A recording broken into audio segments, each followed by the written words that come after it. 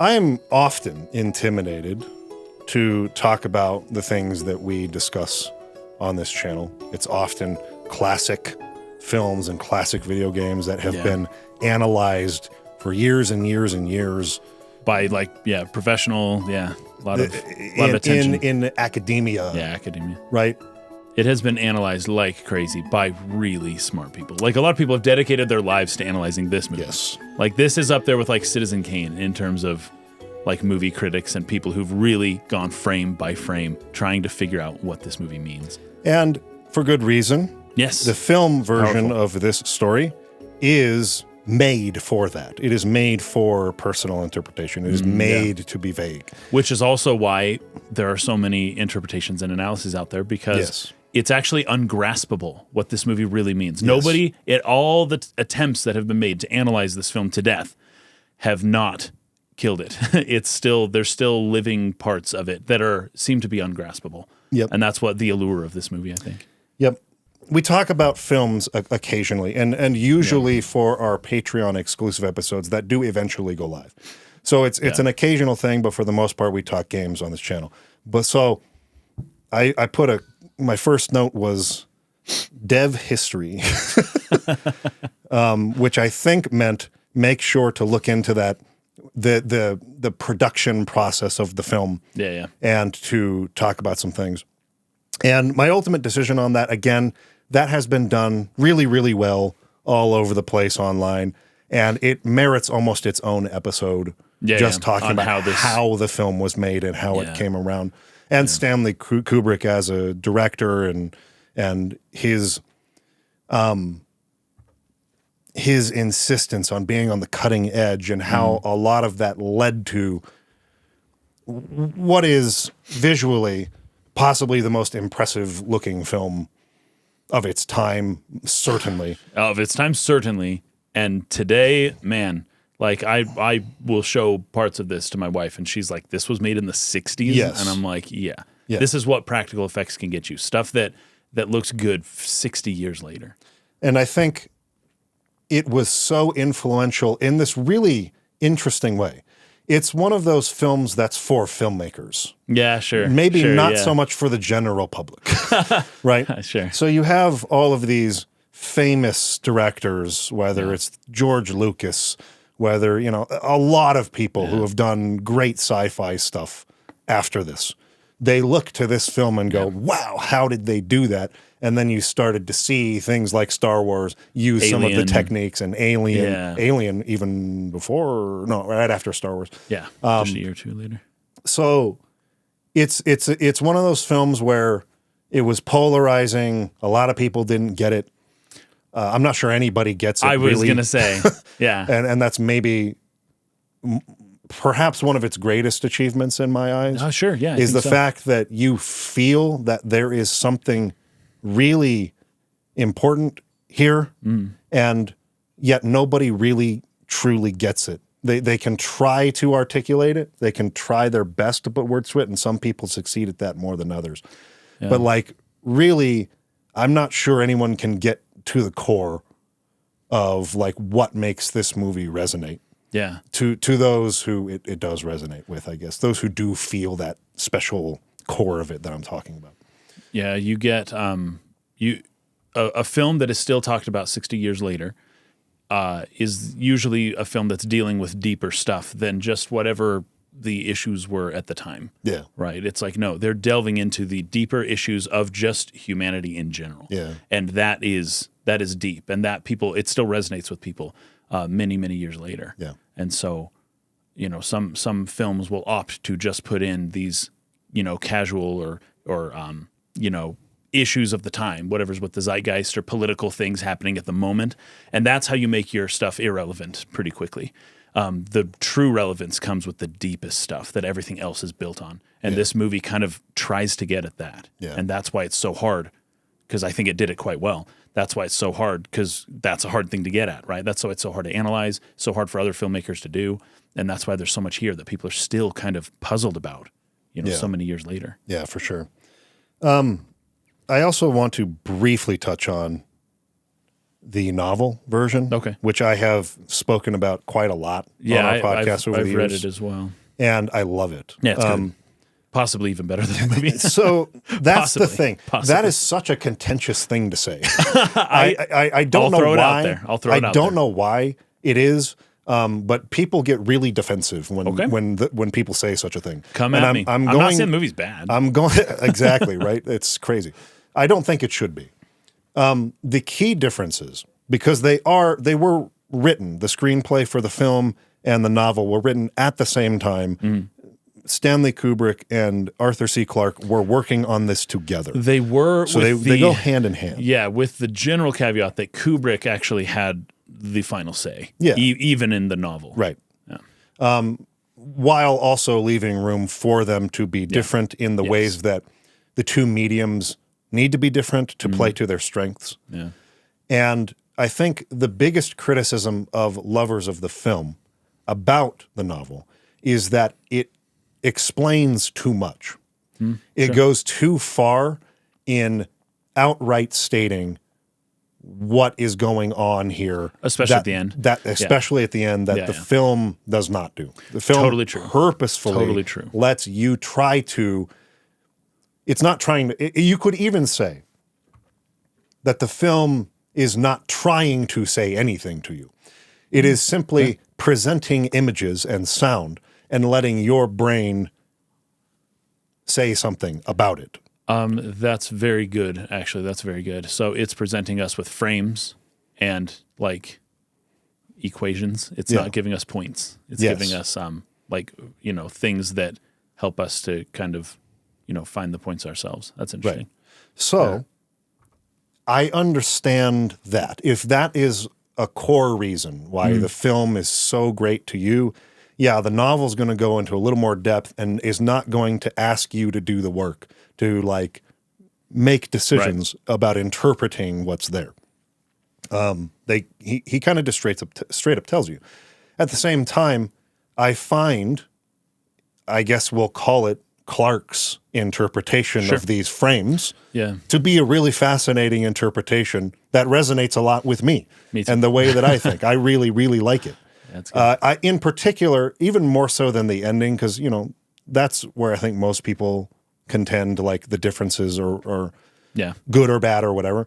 I really, really love the opening of the novel where you are in the mind of Moonwatcher, the man-ape, and in a way that you can't do on film with a character who is not yet a human being, well, never a human being, but that first step towards being a human being, who doesn't have the prefrontal cortex development and the ability for complex thoughts. I think what Clarke accomplished in the novel in terms of getting you to understand that character who cannot speak, who cannot form words, is really, really clever. Yeah. And I just love the way he presents that whole section. Me too. There's that one line. Moonwatcher saw that his father had died in the night. He did not know that the Old One was his father, for such a relationship was utterly beyond his understanding. But as he looked at the emaciated body, he felt a dim disquiet that was the ancestor of sadness.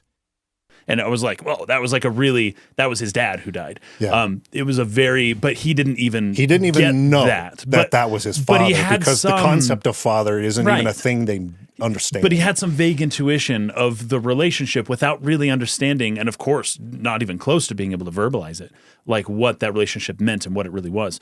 But then the way that Arthur C. Clarke kind of just puts that out there to let us know this is how far away you are from the way that this person's thinking, right? Yes. And he's doing his best, and I thought he did a great job. Yeah. I mean, even just describing him as a genius for having the forethought, thinking in the future enough to say, we could take this carcass we killed back to the cave. Right. And we don't have to eat it here. This is a stroke of genius. It really is. For the context of this animal we're talking about. Yeah. Because it's the ability to imagine the future. Yeah. What would happen if I were to do this in the future? Like that kind of thing. So I want to give the novel credit for things like that. I think it is very cool. Really well written, and it's a short novel is another reason I really like it. You You could read this in a day or a couple days, depending on how much time you've got. So I really like it. I think if you had asked me a year ago, 2 years ago, 5 years ago, or whatever, I would have said similarly, I think I like the novel version more than the film. I think I do. After this latest viewing of the film, and that's not to say I don't like the movie. I like the movie a lot. Yeah, me but too. after this latest viewing, there's specific context behind why that I'll get to towards the end of this.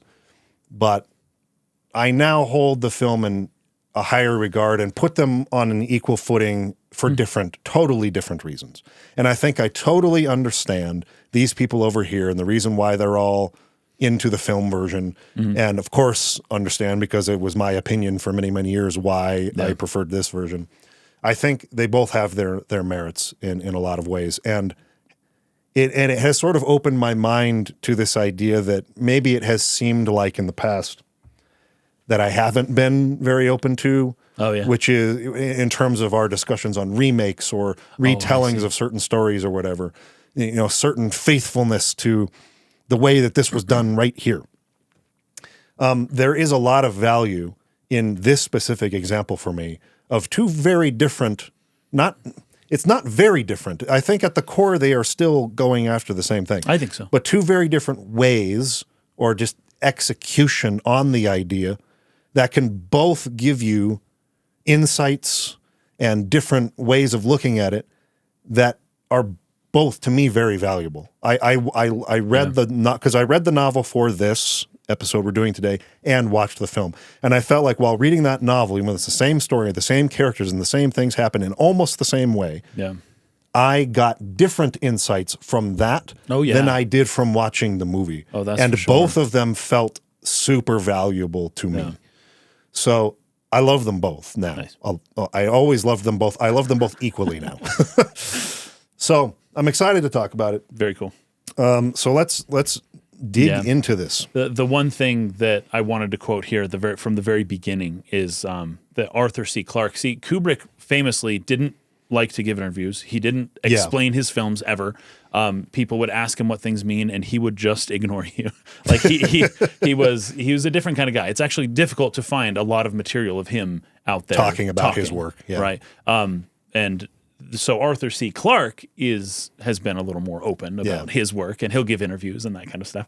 And he said that if anybody walked away from 2001 feeling like they knew what it was about and got it, they got it. He said that's how would you put it? A lie?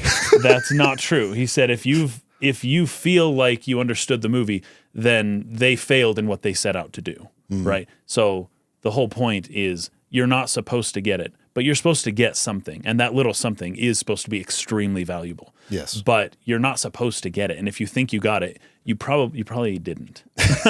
You probably didn't. I'm not going to add to that. That's a perfect way to put it. I don't think the movie's just saying one thing either. So if you're like, oh, this is what it's about, like, it's about a lot of things. It's about a lot of things. It's about a lot of things. So my first note after dev history is the discordant, unsettling music at the beginning, just sitting on a black screen. And I think they did a lot of this. I'll tell you what, I think for the longest time, if I were to point at one thing in the film and say, I think that's the thing that makes my experience with this film difficult for me, and a reason maybe why I prefer the novel in the past, is the score, is the music. I have never been a very big fan, though understanding the reasons, the choices for why, which we'll get into why they picked the music they did. Yeah. I have always felt that the music had hurt my personal experience with the movie, because there's this fine line to walk, at least I have felt, between being discordant in a way that creates that feeling but doesn't actually unsettle you to the point of being uncomfortable sitting there listening to it. Yeah, right? That's interesting. Where you just like turn it off. I can't take it anymore. There's nails on a chalkboard kind of discordant. Right. I think in general, as a filmmaker, you don't want people to have that reaction.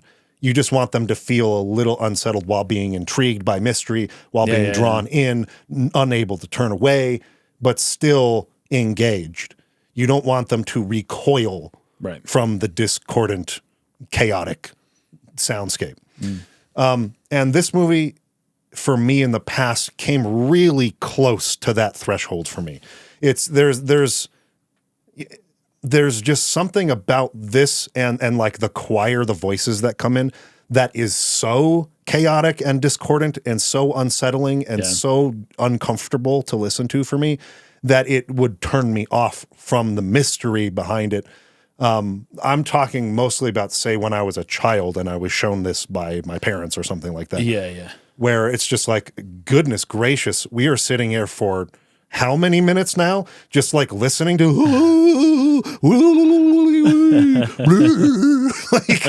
like what is going on, right? Like, why? So I think you are meant to be unsettled because this is a musical motif used for the monolith. Yeah. Almost any time it comes into play ever in the movie, this is the soundscape you hear. Right. You are meant to feel uncomfortable because we are uncomfortable by the unknown. Yeah. And this is the ultimate unknown. Well, it's like a cliff. It's a precipice. It's a verge, right? You're on the verge of something, right? And you don't know what it is. And that is very unsettling. There's this creepy fear. It's almost like a veil, but a veil of sound, right? Yeah. That you have to pass through in order to find out what lies on the other side. The song, did you look into the song? It's called Requiem, Yes. right? Mm-hmm. Okay. So Requiem is actually based on a Catholic mass for the dead. It's very interesting, and especially the ghostly voices singing this choir make that very poignant, I think. It's a request for mercy from the divine Lord.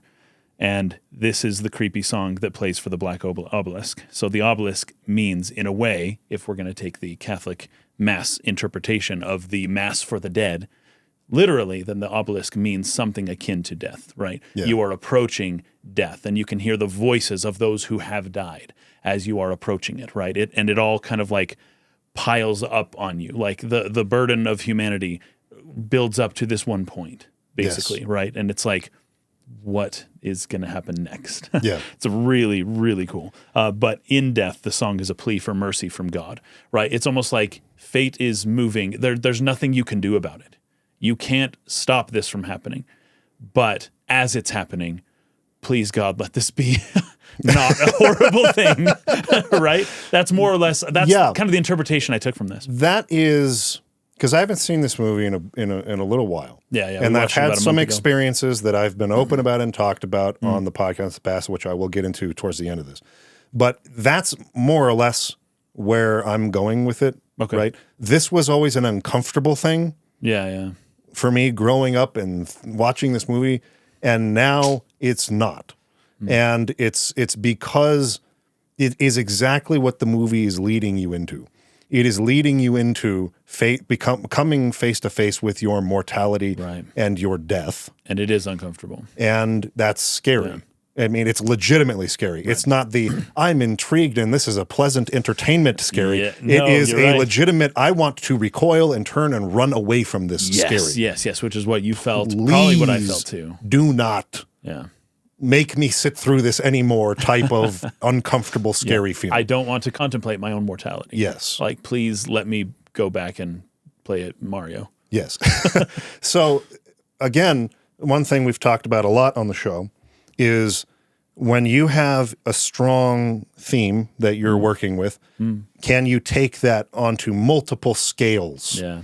On the micro scale to the macro scale, how many layers are you going to say this, particular message? Where are you going to lay that theme in its multiple levels? And that's kind of the glue that holds the unity of the movie together around a specific message or theme. Right. Yeah. So we're not only talking about the death of an individual who needs to come to terms with, step through, accept that inevitability of mortality. But what about the species as a whole? Right. What happens when it's your time to die and, in this sense, change into something else. Right. And there's two inflection points in which this happens. There is this ape man and his race, these animals, who are going to experience passing through that veil and becoming something else. They die and they become something else now. Yeah. They also kill and they become something else. Yes. Right. But it's death both ways. Yeah. Exactly. And then again, at the end of the film, it's now our time to do this again as a species.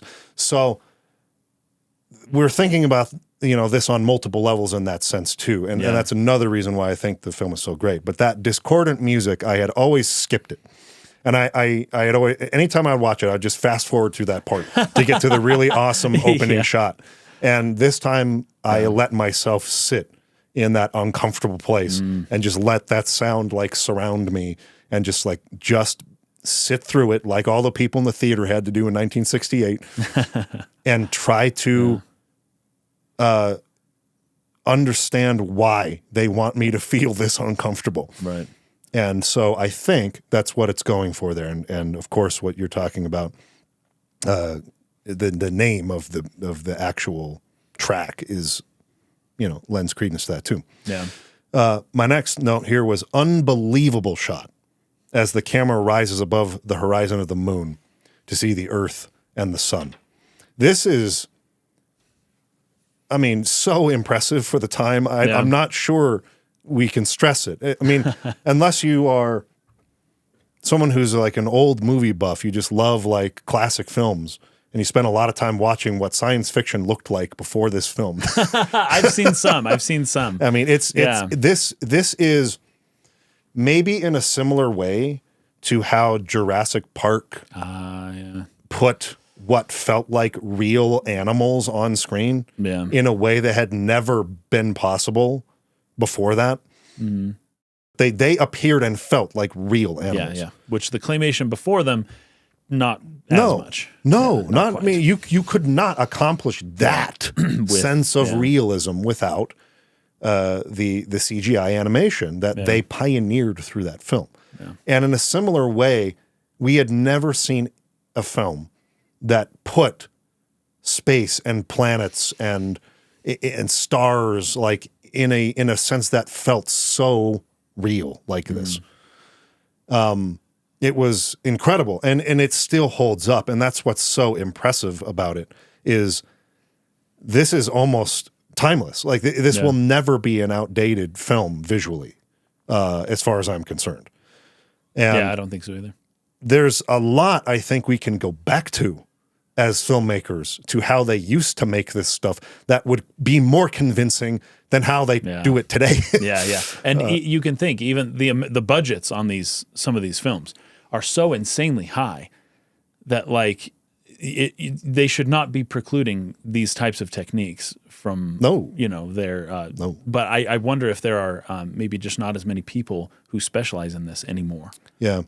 And this is actually something Stanley Kubrick said in one of his rare interviews, or maybe it's just Arthur C. Clarke quoting him. I can't remember where it came from.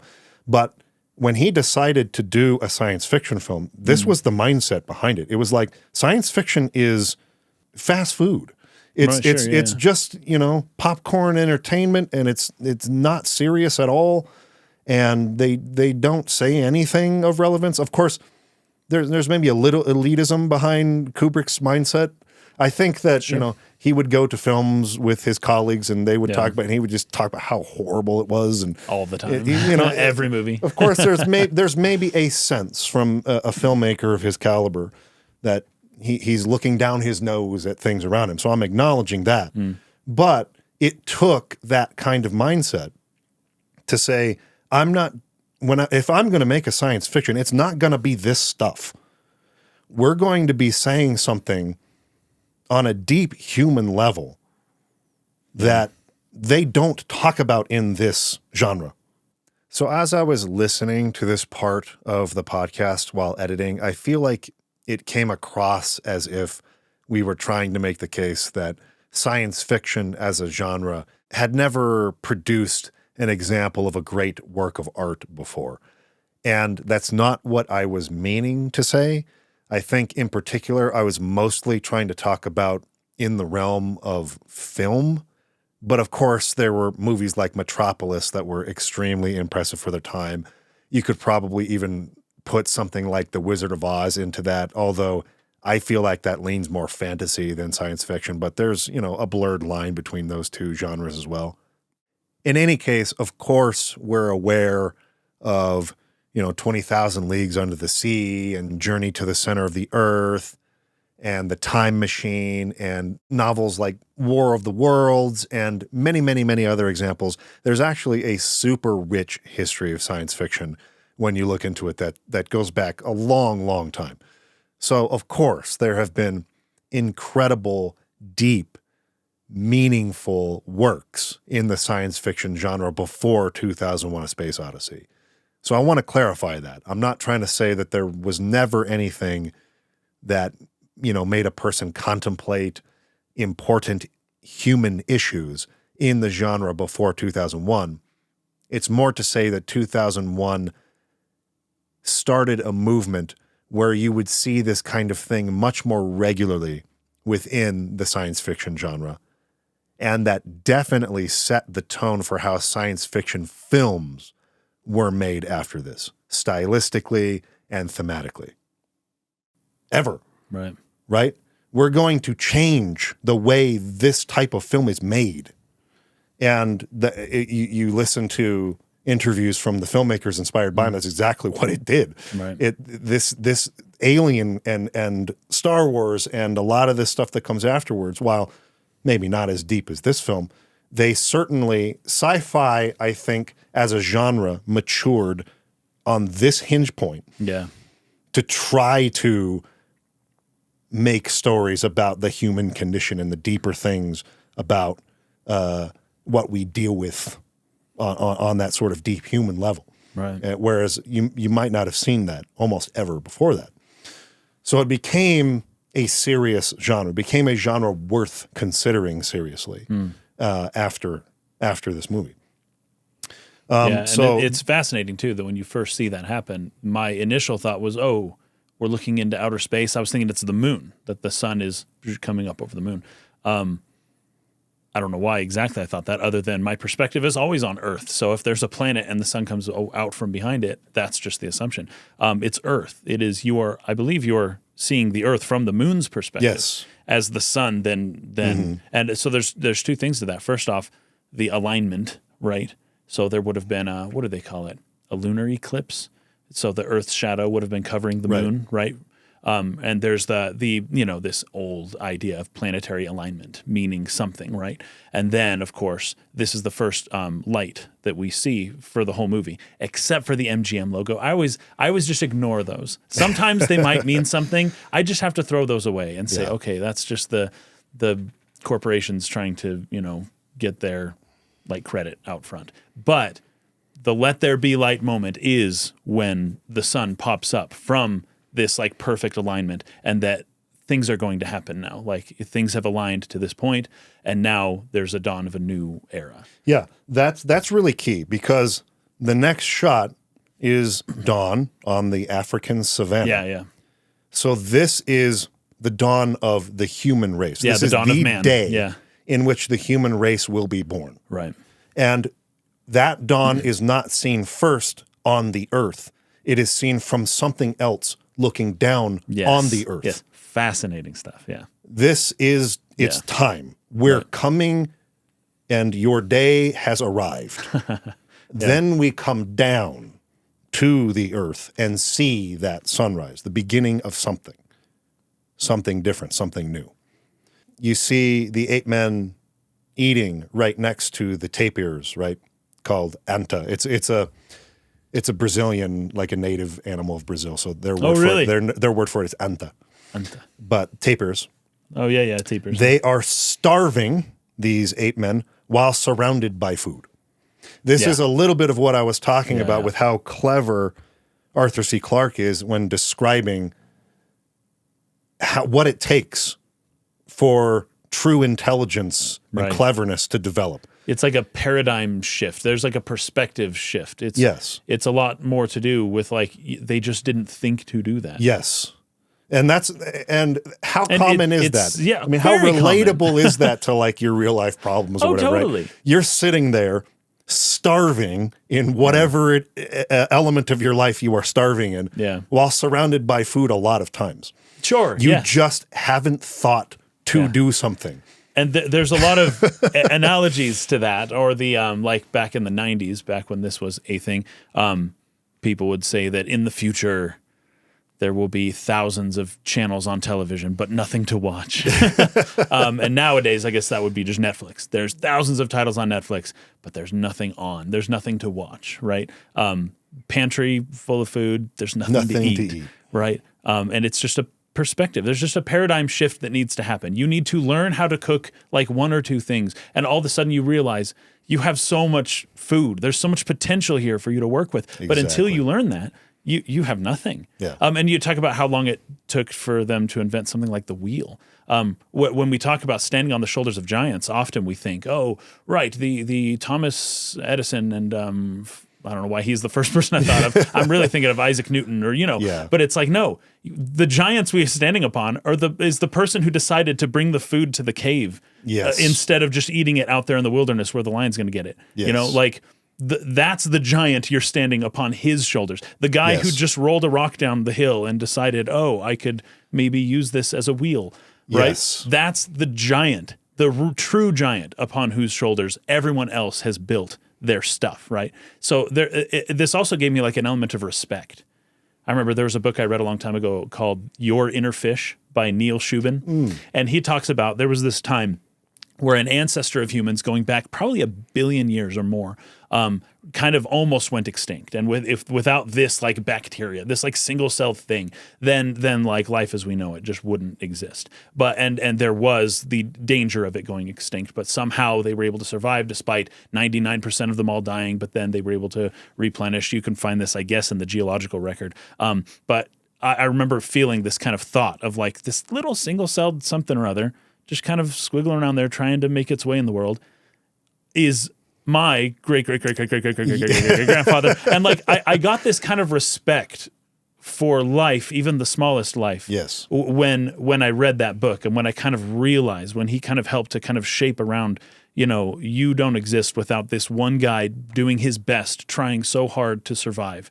Right, nothing like this exists without that happening. I got that feeling again in this movie with that particular ape, right, that we're following. Yeah, I mean, that is more or less, I feel like, the answer to all of our problems in a certain way. Again, from the micro to the macro scale. Yeah. We see the problem and we have so much fear about what might happen and the unknown and like this could be really bad. And those fears cloud our way of thinking. Yeah. When the answer is you're surrounded by food. You're surrounded by it. Yeah. You just don't see it. Yeah. You just have not had that epiphany, that change of perspective, that unlocking of your potential to be able to see that you are surrounded by answers to this problem. I think the closest I've ever come to understanding how true this is we had a week of training at work last year, or I think it was the year before, where we had a former creative director from Disney who volunteered his time to come down and basically teach us in the marketing department how to properly brainstorm. And I'm not going to go into details on this, but essentially what I learned from that was that so often, almost all the time, the problems that we face that seem insurmountable or like, man, we just can't find an answer to this are purely created through a routine of thought. Yeah. You have a certain way that has been successful for you in the past or whatever of puzzle of problem solving and of figuring out what to do, and you have a level of comfortability with the skills that you've developed, and you're very uncomfortable trying other ways. Right, yeah. But that's exactly what you need to be doing, because you will get into ruts where you can't find an answer, banging your head into the wall from the way that you're used to going about doing it. And so, especially in marketing. Yeah. I think marketing is the kind of thing where audiences they start to, oh, I get what you're doing with your commercials and whatnot. I'm not buying any of that stuff. I'm not falling for that trick. Oh, you're like the infomercial stuff, or different ways of advertising used to be big. And it keeps changing. Every few years it kind of changes because it kind of stops working as well. Yeah. And then people catch on, and you need to find more creative ways to, get into people's minds. Yeah. It is a constant process of adaptation, because what worked for you last year or 5 years ago is not going to work for you now. Right. And that you're going to come across that throughout your whole life. Right. And that's why you go through these periods of ups and downs in your life where, wow, things worked out and I gained a new skill or some new knowledge or something, and then things started being really good. Right. And then that stops working for you. Because it always does. And so you have to get uncomfortable again with finding some new way to solve a problem that's placed in front of you. And this is applicable, again, on every scale, from the individual to higher. Yeah. What worked before isn't going to work anymore. You have to change and adapt. And the ways that he taught us to do that were really uncomfortable at first. It was like these exercises where he's asking us to get up in front of people and do these things that are kind of embarrassing and weird. But the whole purpose of that is to get out of that place that your mind wants to go to and try weird things that you would never consider otherwise, and go, wait a minute, I just got an idea. Right. And I wouldn't have gotten that idea had I not been forced to get out of my normal way of trying to go about it. That's so funny, because when you were talking about the song at the beginning of this movie and how uncomfortable it was, all I want to do is run away from that. That's just the point. Instead of sit with it, and force yourself to work with it. Because when you're uncomfortable, the brain starts to work extra overtime. Yeah. Right? Sometimes you're just saving brain power by not putting yourself in uncomfortable positions ever. The more comfortable it is, the easier it is for your brain, the less calories it consumes, the more everything just goes smoothly. The more uncomfortable you are, the more your brain has to actually actively start paying attention to everything around it. Because all of a sudden there's too many variables that just got put in. And it's like, oh, what are we going to do? What are we going to do? I don't know what to do. What's going to happen here? I'm uncomfortable. And your brain is actually paying more attention during those times to everything around it than it is normally when you're just kind of cruising, doing what you normally do. Yeah. The brain can almost turn off at that point. But I think what I learned from this was, and it's still hard. For instance, even though I took this lesson away from this experience, even just this last week, I'm sitting there with what I feel is this insurmountable problem. Yeah. Oh my goodness, this happened. What are we going to do? Right. I mean, just getting into a deep depression about it. And it's man, I can't believe. And you have to, in those moments, look around at the food that's surrounding you that you're not seeing. Yeah, all the other resources. And understand it's uncomfortable in this moment, but you have to totally rethink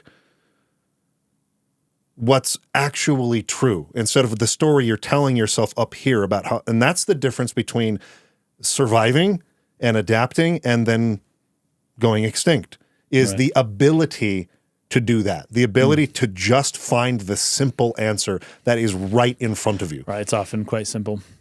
So that's going to be kind of, I think, a major theme of what this movie is going for here. So my next note here is we have this rival tribe that arrives, and all they do is make a lot of noise. No one's actually here to get into a real fight. Right. It's just a show. They're shouting and showing, and usually maybe they might be doing some primitive form of counting. Whichever one has more people, okay, that's the one that's going to win, and we're not going to get into it, right? But in the meantime, we're going to, try to make a show of everything. Yeah, it's kind of funny. Just a matter of principle. Yeah. It's a matter of, again, routine. We show up to the watering hole. Right. We yell and scream at each other. We sufficiently show our dominance, and we drink and we go away. And then they come back when we're gone, and they scare us. We're just going to do this song and dance because it's the routine, because it's what's worked. So what do you mean? It's because what we do this, they don't cross, we don't cross. Everything's cool as long as we keep repeating this thing over and over again, right? Right. While we all sit and starve. Then the discordant, unsettling music from the beginning, signals the monolith as it's discovered by the tribe after they're asleep. Now the movie's depiction has the apes kind of like losing their minds. They're like screaming and blah, blah, blah, like making a lot of noise and kind of coming up to it slowly, but like afraid of it. This is a little bit different from the novel where they're all completely transfixed and essentially mind controlled, and they're almost seeing visions in their mind while they're looking at it. It shows up and they have no control of their bodies. Basically, they're just brought unwillingly, let's just say, to the monolith, and they're just sitting there taking turns being mind controlled and doing little exercises with hand-eye coordination and things of that nature, just to see what are these animals capable of, right? So it's a little bit different. Moonwatcher, the leader of the tribe, tries to taste the monolith when it first appears.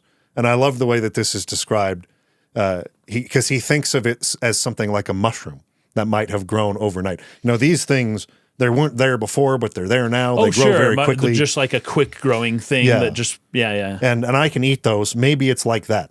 And so he goes up to try to eat it and when he finds out it's not food, he loses interest completely.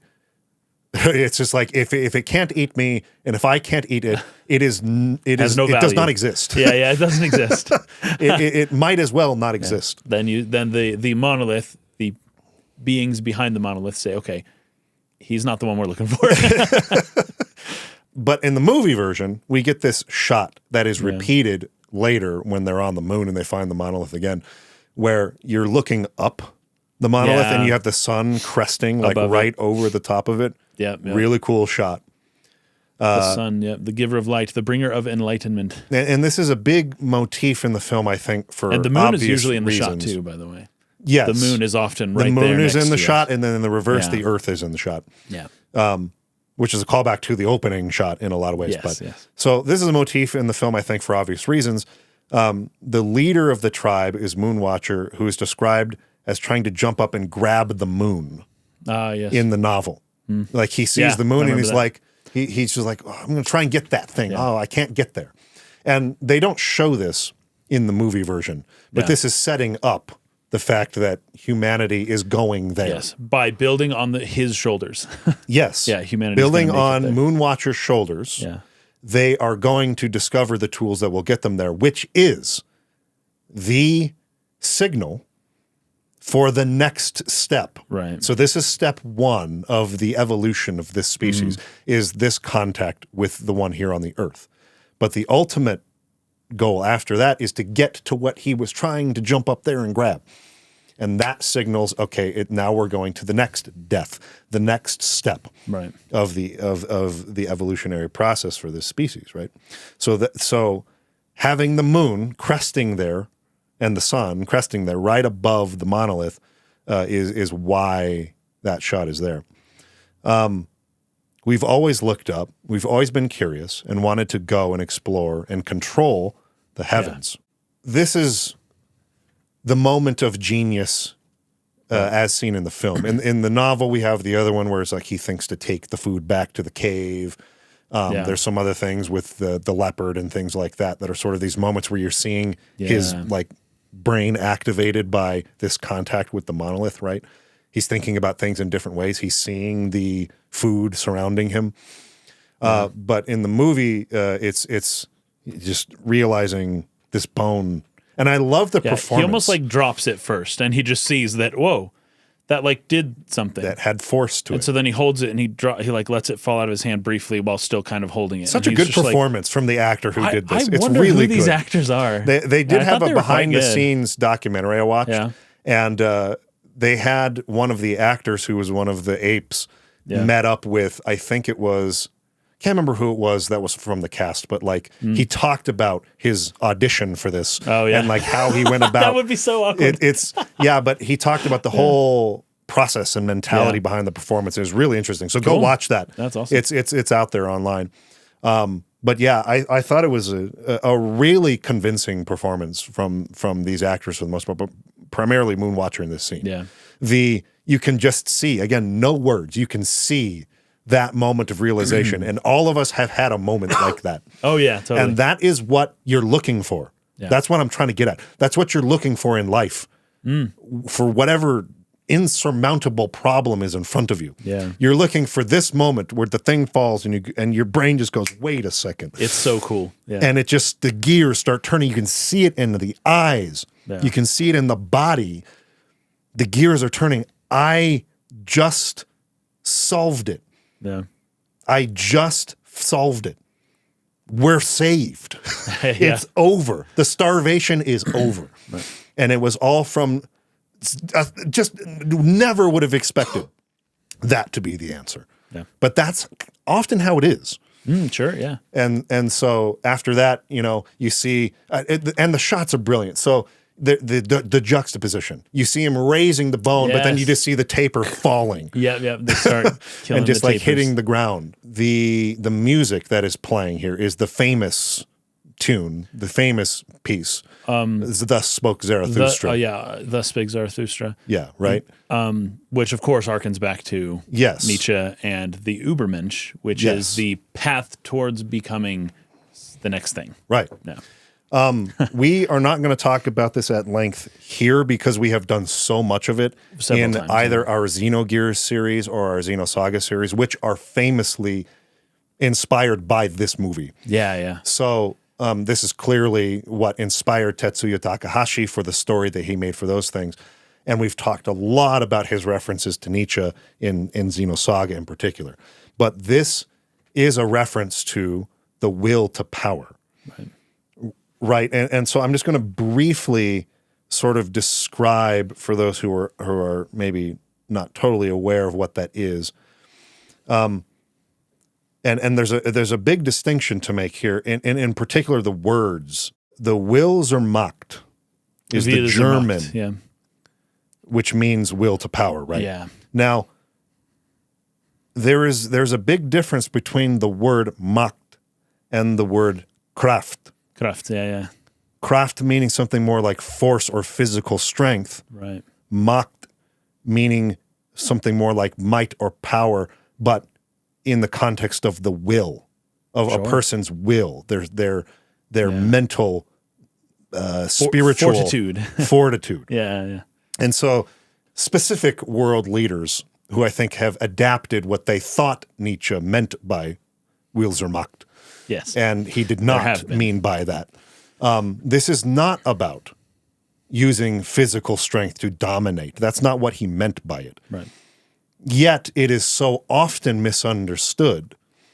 And I think that is actually really key to this because that is a line that humanity struggles with often through all the ages. What is the appropriate level of strength and physical strength and domination and control through physical strength as a means of adapting and pushing the race forward versus adapting the true will to power that was given to the ape men here via the monolith. And are we going to destroy ourselves before we get to that next step of evolution in the misunderstanding of the gift that was given? Sure, yeah. Or will we overcome that tendency to misunderstand and then be ready for the next step? Which part of our will is going to be stronger? And which part of our will are we going to rely on when we're sitting in the uncomfortable scariness of that veil we talked about, that musical soundscape, the in the face of our mortality, in the face of all these things, which of those interpretations of the will to power is going to be the one we grasp, and the result, which will it be? Which will we continue? Will we destroy ourselves? I think there's an element of that, and I think for a lot of reasons, that's why "Thus Spoke Zarathustra," the musical piece, is used here. Yep. It's triumphant, it's big and bombastic and powerful, but there's also something unsettling about the power that it gives them. Oh, absolutely. And how dangerous they've now become. Yeah. And so it's left as a question mark about what happens next. And this is, I think, practically outright stated in the novel. These aliens that would come and leave these monoliths and they're just going through the universe, just like leaving these things around, right? And just saying, okay, we have been given this gift. We're going to share it. Right. But we're not going to stick around really to see what happens necessarily. We're going to continue going on. And they're on their own. What will they do with the gift we've given them, more or less? And that's left as a big question that they just let the ape men and whoever comes afterward figure out. Now, if you don't take that interpretation that it was aliens, that's fine. I'm just talking about in the novel version, which is an interpretation I do like. Yeah. That open-ended question is, I think, a really big part of what you're meant to feel here. It's triumphant and big and bombastic and amazing and just a rush. And at the same time, it's a little bit unsettling. It is. So the bone itself represents death, right? He took from death a tool. He found in death something to, cause death, something to, inflict it. It's fascinating that it's a bone and not a club or a stick or something else like that, or a rock. It's a bone, right? So it's almost like he's dealing with death in general, and this is the way that he is dealing with this problem, right? He's using death to conquer death, something like that. That's the idea. Yeah. And also taking from the death to, then it's like a wand. You inflict death upon other people using this piece of death that you found. And the power, it's crazy because the music seems very triumphant, but at the same time, it's just using it to kill stuff. Yes. Like lots of stuff. David has a really interesting way of sort of taking the similar concept, putting it to different words that I really like. Survival of the fittest, right? Of the strongest is a misconception. That's what people usually think when they think survival of the fittest. Because that means the strongest. Only the strong survive. That's a twist on it. Is a lot more than just strong. Yes, absolutely. And so if you are thinking of survival of the fittest as in that simple term of the strongest, you're misunderstanding how powerful the will to power actually is. Yeah, this is funny.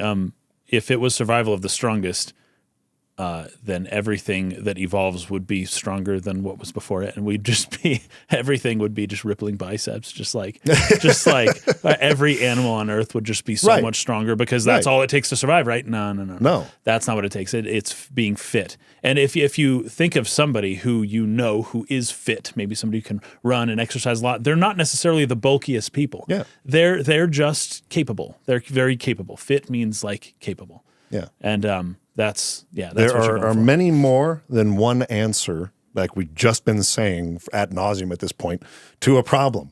Yeah. And power being is strong is one, but it's not always the most optimal. And sometimes it's not the correct answer at all.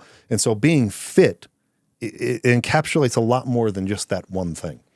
And so being fit as a society, as a country, as a world, as a species, it means a lot more than just that one simple answer. Being strong.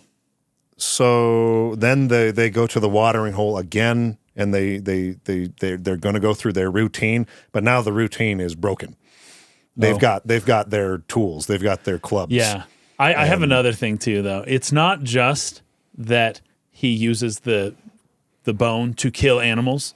He uses the bone to kill the animal like within himself. Yes. Like that as humanity progresses with this technology, that the animal nature of humans kind of like goes somewhere else, and we kind of beat it away, and we become this new conscious, like complex thinking kind of thing.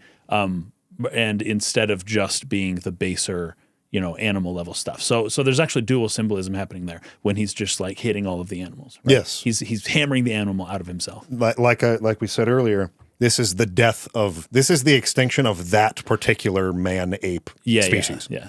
They are experiencing a death. Right. And have become something else. Right. And that moment is that. It's like you're saying. He has killed what he was. Yes, exactly. That's exactly it. And now there's something different. And that something different shows up to the watering hole. And the others are not ready for it. Yeah, dude. That one ape. I could almost see him thinking, oh, you guys, you're holding a stick. How are you going to fight without both your hands? Yes. I have the advantage because I have palms and hands and I have two hands and you got to waste time holding a thing. You only have one hand to fight me with. And so he runs up to go attack and he just dies. The first hit, like he just is completely out. It's over. And they all show up and just start beating him and all the other apes are just like, what's going on? Yeah. But also probably maybe they started experimenting with that same thing after they saw what just happened. Right. And then competition, which spurs further conflicts and further insurmountable problems that need they have genius bones. solutions. Yep. So then we need 2 bones or whatever. And then this process continues, and as is shown in the abstract, with the bone flying up in the air and essentially transforming into a satellite. Yeah. And now we're at our second inflection point, our second contact. The species is ready now, potentially, depending on what we do with the problem that is placed in front of us. There are some intimations or some, what would you call it? The Cold War issue is still kind of hovering over this movie of like, well, we want to get to it first, and if they get to it, they'll kill us. But if we get to it, maybe it could be a weapon of sorts to use. And that's exactly what happened with the animal, or with the apes. They found a bone, and they're like, all right, we're going to kill everyone with it. Yeah, exactly. That's likely what would happen with this new knowledge as well. Yeah. The shots of the space station are just phenomenally convincing. They are. Even today. But one more thing. In eating the animals that they kill, they are integrating death into themselves. Once again, I just have to bring this up once again. They are surrounded by death, and they are taking death into themselves. They are their relationship with death is now a lot more intimate than it was. It was maybe a little more distant. Now it's like, oh, we now take the death and we use it and we put it into our bodies now, and they are becoming. They have become death. I am become death. Bhagavad Gita, of course. But I mean, we've already touched on this, so I'm just going to these shots of the space station and the shuttle approaching it and like matching its rotation. And it was really cool. It's so convincing. It looks so good. And it's like, how can we do this? It blows my mind even still, especially after playing like Outer Wilds, where you can go into manual mode where you're not just, and it's like, have you tried, like you can do it, but it's hard to try to land on a planet without the autopilot feature. I've done it a lot. It's really hard because the planets move and they're going in an orbit. It's not a straight line. Match it's really hard. The rotation, it takes a while. The speed, or I should say maybe velocity, but all that all that and you can do it. I've done it too, but it's way harder than you think. Like it's getting the right rotation, and basically you're lucky if you can just crash into the planet at that point. But it's difficult to do this stuff, and they have this so precisely done. Yeah. And they show a bunch of different ships as well. It's not just that one. It's like they're showing tons of ships. This is and a they all look regular different. thing. Yeah. This is again routine. Yes. This has routine now. This has become routine, and that's a good motif for me. I didn't think throughout of that. The movie is the routine. We have now gotten into this. We've gotten locked in. Yeah, this is how we make it. This is how we survive. This is how we move forward and propagate the species. We're locked in now and specialized to such a degree to where we're not seeing the food all around us when we're actually starving. Right. And humanity at this point, even with all of the advances and the intelligence and the technology, we have things like the threat of nuclear war and all that could, like this, it could be over. Yeah. And what's the solution to that? Well, it's the tapers that are surrounding us, but we just don't see them. We just can't see them. We don't see them. Yeah. Yep. So, but there's you might be looking right at it. There's this routine, this absolute, like, again, specialization. Specialization in one sense is really good for survival, and then in another context is really bad for survival. It is, because everyone becomes specialized into one thing, and then they're not aware of the broader whole. Species that become specialized within a particular environment are specialized to thrive in that environment. Yeah. But what happens when the environment changes? Yeah. They are no longer fit to survive because they only know how to do this. Yeah.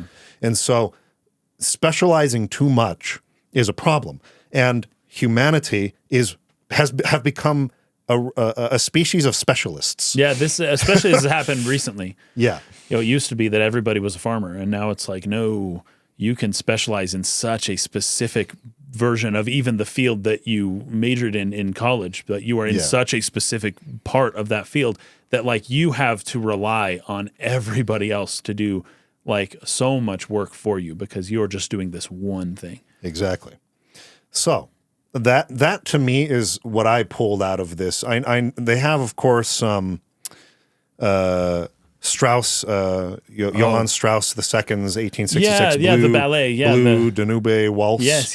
That plays there as the ship docks, and that's supposed to be sort of this, again, the level of expertise, the level of specialists that have resulted from this previous era, and the dance, the intricate dance that they can pull off like a dance, is so impressive. Yeah, but it also means this is as expert as a specialist can be in one thing. I think that's true.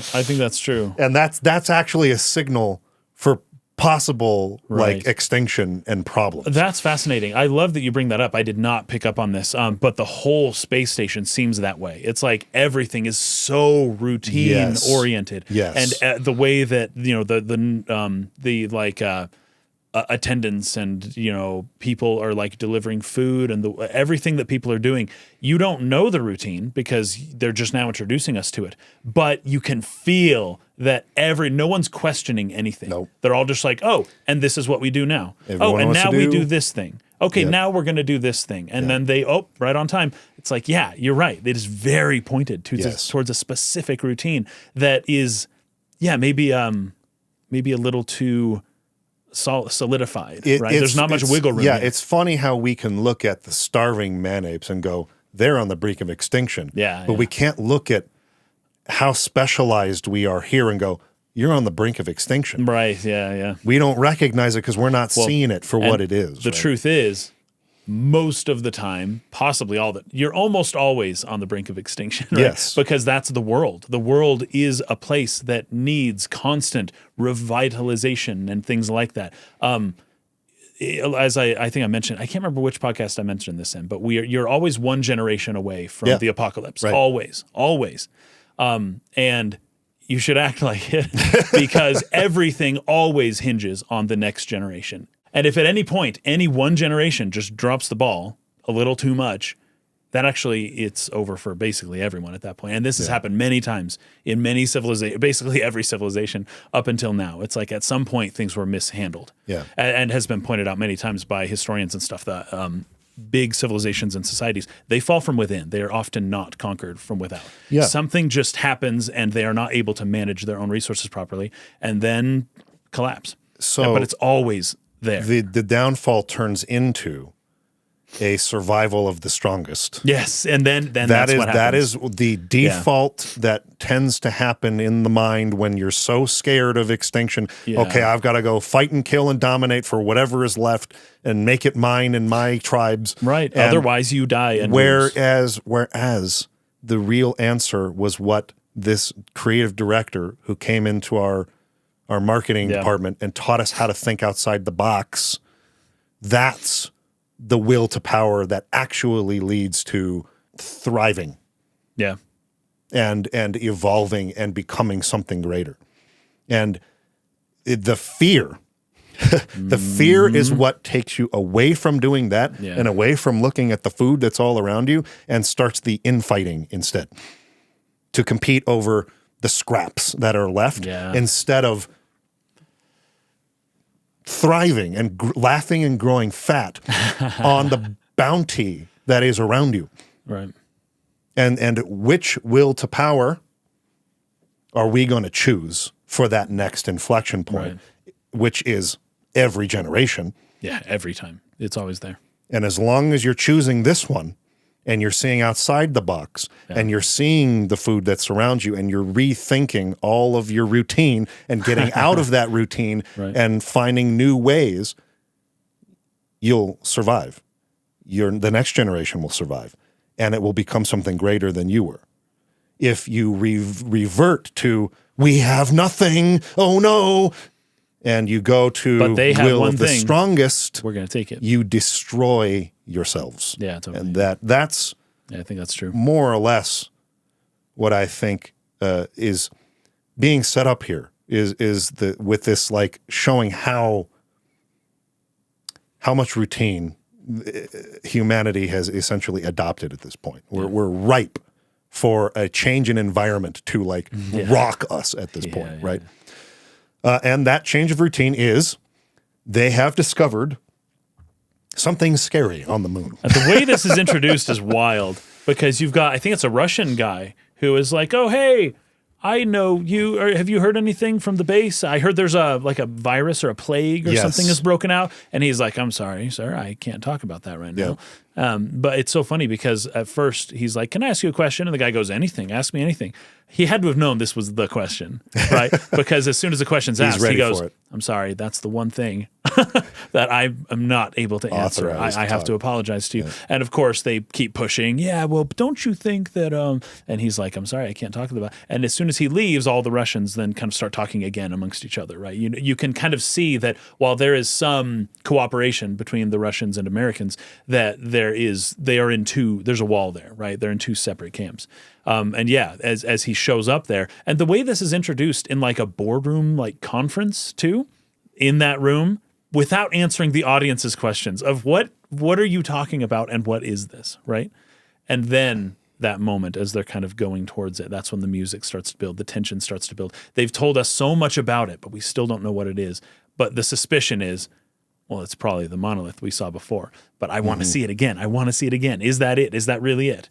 And then the reveal when they see it. And almost like the apes, there's a difference here, though. There's a difference. This is maybe more like what you were talking about in the book, where the apes were a little more contemplative and a little more careful in approaching it and less, loud, as the movie shows. That's more like this time when they're approaching it. And they're all looking around and they're seeing the obelisk, and they're just... It surprises me that they even know that this is something important, right? Based on how it's presented here. But it's almost like they just can feel it. They just know that this is really important. Yeah. And I don't know that they quite know how or why, but this is the answer, right? Yes. They just feel this is the answer. Yes, exactly. Took a note here that Floyd, our character we're following in this time, is completely alone on this flight up to the space station. How much money was spent to send one man to the moon? It begins to create questions right away. In the book, it just explains it, but in the movie, not quite as much. But in the book, I think Floyd thinks to himself, like, well, I'm definitely going to be fired if we spend all this money to send me up here and it's like not what we think it is, or like we can't like figure it out or whatever. I can't remember specifically, but it's they point to that, like the fact that he's alone on this thing by himself going up there. That's a lot of money to send one dude to the moon. That's crazy. Yeah, that's true. That's how true. Serious this is. Right. It's like a real freaking problem because the moon is in quarantine right now. Yeah, Nobody is allowed to go or leave from there except him. So it's something is going on. So yeah, a lot of these Russians they're asking him about what's going on. We've heard about this virus or some kind of crazy thing that's broken out there, and that's exactly what they want people to believe. And so all of his answers are crafted. So then no one wants to go there. All of his answers are crafted to confirm without confirming, so that they'll continue believing that. So he gets real serious in his denial Yeah. And I can't speak about that right now. And that's all that's going to do is go, oh my gosh, there's a virus on the moon. Like you can't do this. You've got to involve us. You got to tell the world about it. You can't just he's like, okay. So but the whole purpose of it is to make everyone think it's a virus and that there's a quarantine going on. And that's, if you ever think of, if somebody's asked a question, a public figure or something, and they say no comment, that is often read as like a confirmation of the thing. Colloquially, it doesn't mean that necessarily, but the way people take it is, because if it wasn't true, you would deny it. And the fact that you're saying no comment means it is true. Yes, oh my gosh, and that's everyone exactly what people out. do. Yes. And they're weaponizing not weaponizing, it's not quite the right word, but utilizing strategically that tendency against people. So, it's clever the way that he does that to sort of deflect from what's really going on there. And then, of course, they have the conference where he comes in to basically explain, this is what the president told me, and this is what we're going to do, and here's our next step. And he doesn't want to panic. I know that nobody is happy with the way that we're hiding this from everyone. I also feel this way. We're all scientists here. I feel like knowledge should be shared. But like, trust me, we can't do that right now. Right. And then my next note is arriving at the place where the monolith is, unless you had something before that. No, I don't.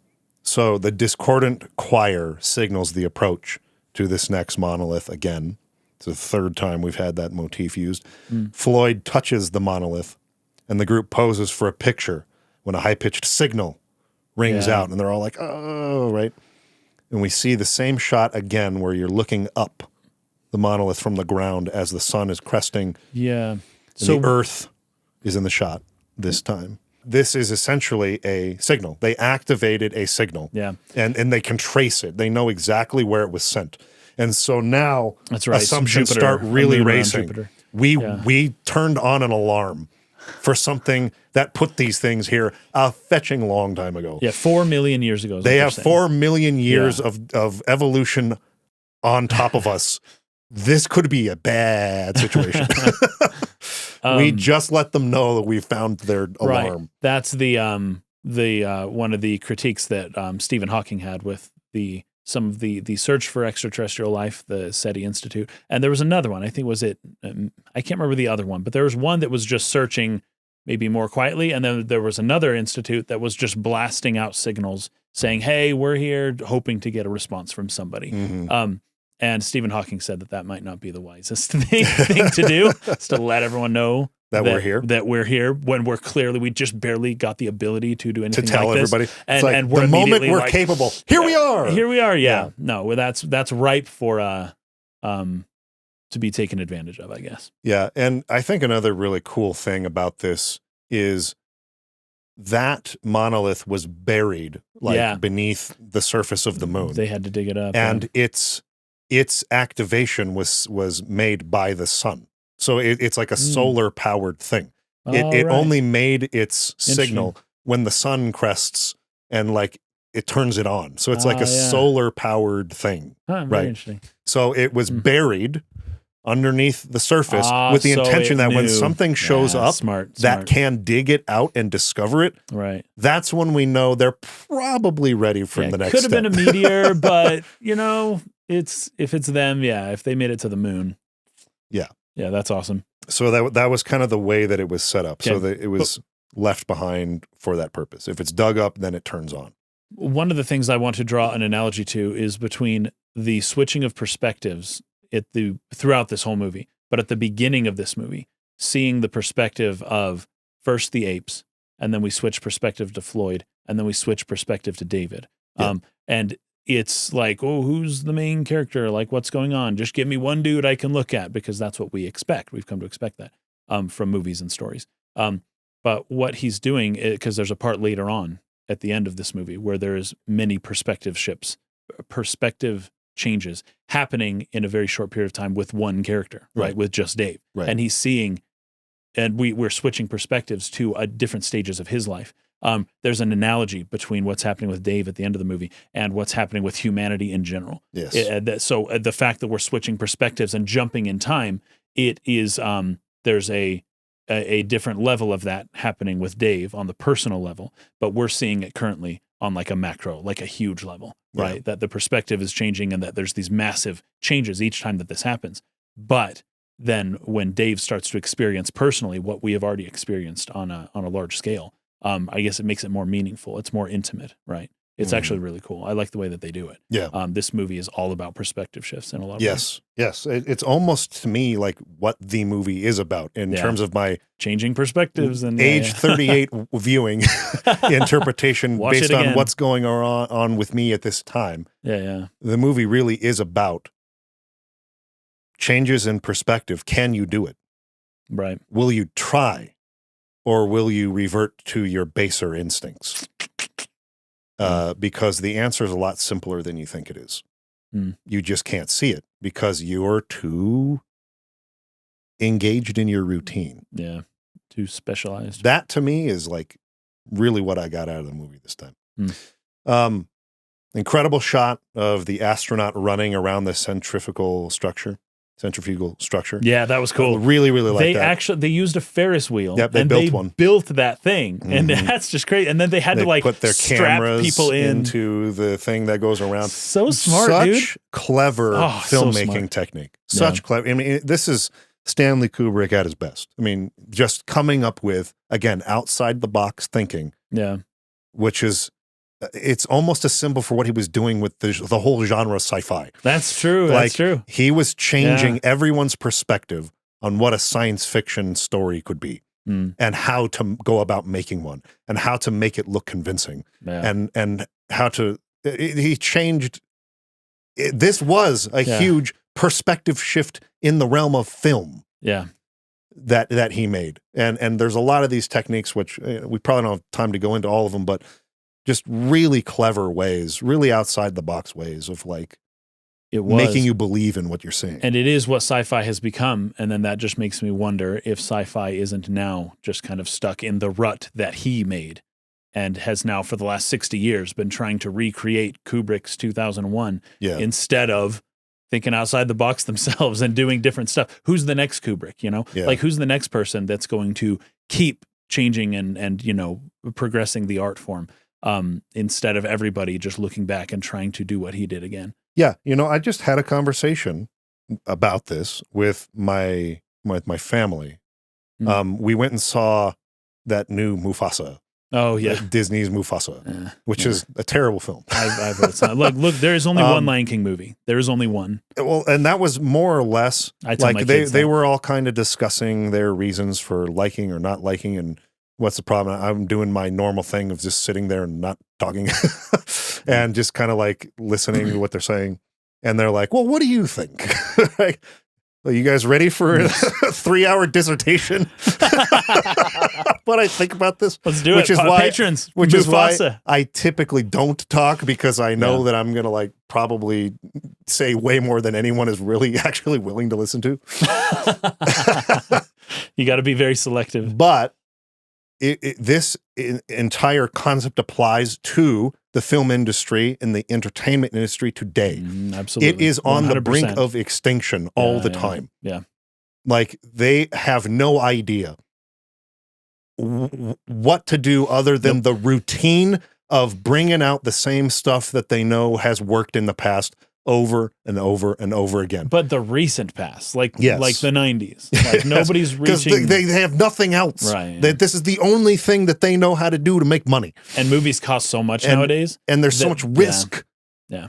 But that's precisely what leads to the death and the extinction. Sure, yeah. Is the unwillingness to step out of the routine, totally rethink how we approach making films or genre films or whatever you want to call it.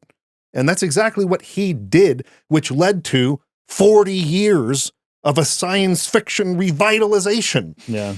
And now it's time to do that again. It's time to do that again. And then the question is, what do we do? It's going to die. Right. But that is the question. What do we do? That's good. You're asking the right question. But the answer can't be the answer is everything that has already simple. Been done. Yeah. We just don't see it yet. Sure, exactly. Otherwise, we'd be the one doing it. Exactly.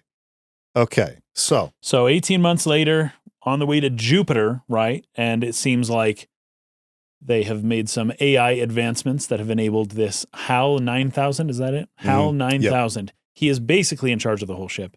I don't know. HAL is probably the most famous aspect of these movies in general. If anyone 100%. Remembers anything, they remember HAL. So the we most don't need to go to too much. Compelling part of the film is the moment where HAL turns on the astronauts. Dude. And Hal and Dave are talking, and he's like, open the pod doors, Hal. Yeah. Open them. I'm afraid I can't do that, Dave. That is the like climactic pinnacle moment of the film that everyone remembers.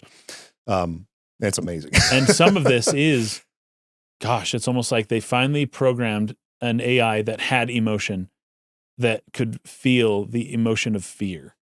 Yeah. And it acted on fear. Yes. And that's what it did. That is what I'm talking about. Ooh. Acting on fear, the baser instinct, the will to craft, will to craft, rather than the will to mock. Yeah, the will to craft. Which one are you choosing here? And the fear generally makes people default on this. Yeah. And that's going to lead you to destruction and death and extinction. Right. But it's just when you don't know what else to do, that is the default. Yes. It's like, well, you can always strong arm your way out and maybe it'll work. Don't know what else to do. You got to think of what else to do.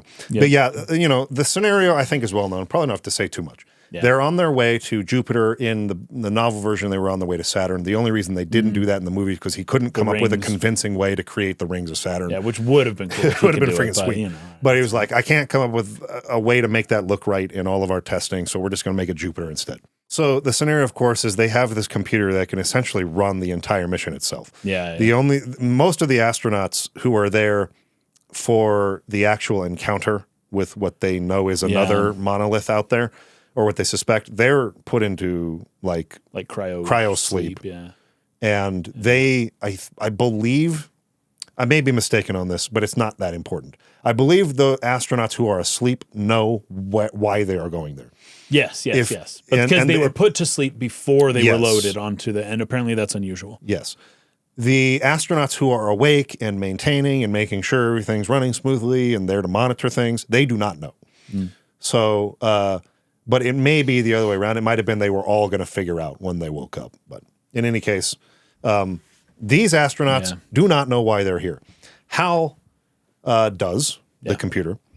And this is going to fit pretty squarely into a lot of things we've talked about in terms of control, feeling that you have planned for every contingency, feeling that is confident in your knowledge and expertise. Oh, and also thinking that whatever the newest thing you have is the best version of that thing. Yeah. I wonder if this mission were run by HAL 8000, if it would have gone a lot smoother. Well, I speak not only on behalf of the scientists and their confidence in their computer, I speak on behalf of the confidence of the computer. Oh, yes, of course. Its own confidence in its own abilities. It can't think outside of its own box that it has been programmed to think within. And its level of confidence that it knows the answer to every contingency. Yes. And, demonstrating. AI always thinks that, though. Yeah. If you've messed with GPT-4 or anything like that, if you give it a question that it doesn't know the answer to, it will just make up the answer. It'll try to and it will insist that is the right answer. Yeah. And I've encountered this a couple times. Many times. Where I asked it questions. Yeah. They were obscure questions that I assumed it wouldn't know the answers to. But that's how you train it. You say, actually, that's wrong, by the way. Yeah. And it goes, oh, okay. And it adapts that as new information. But sometimes it doubles down. HAL's level of confidence in, we'll call it him, because I think that's how they call it in the movie, is way, way, way too high. Yeah. No matter who you are, no matter how smart you are, no matter how capable you are, no matter how complex your brain is, in this case, a computer brain, and how fast it can process, you simply cannot plan for every contingency. You will make a mistake. Yes. And this computer is not supposed to be able to make a mistake. And what I'm saying is that's impossible. Every system, every person, every living thing makes mistakes. And you have to plan for the fact that you will make mistakes, not try to plan not to make them, if that makes sense. It's a clumsy way of wording it.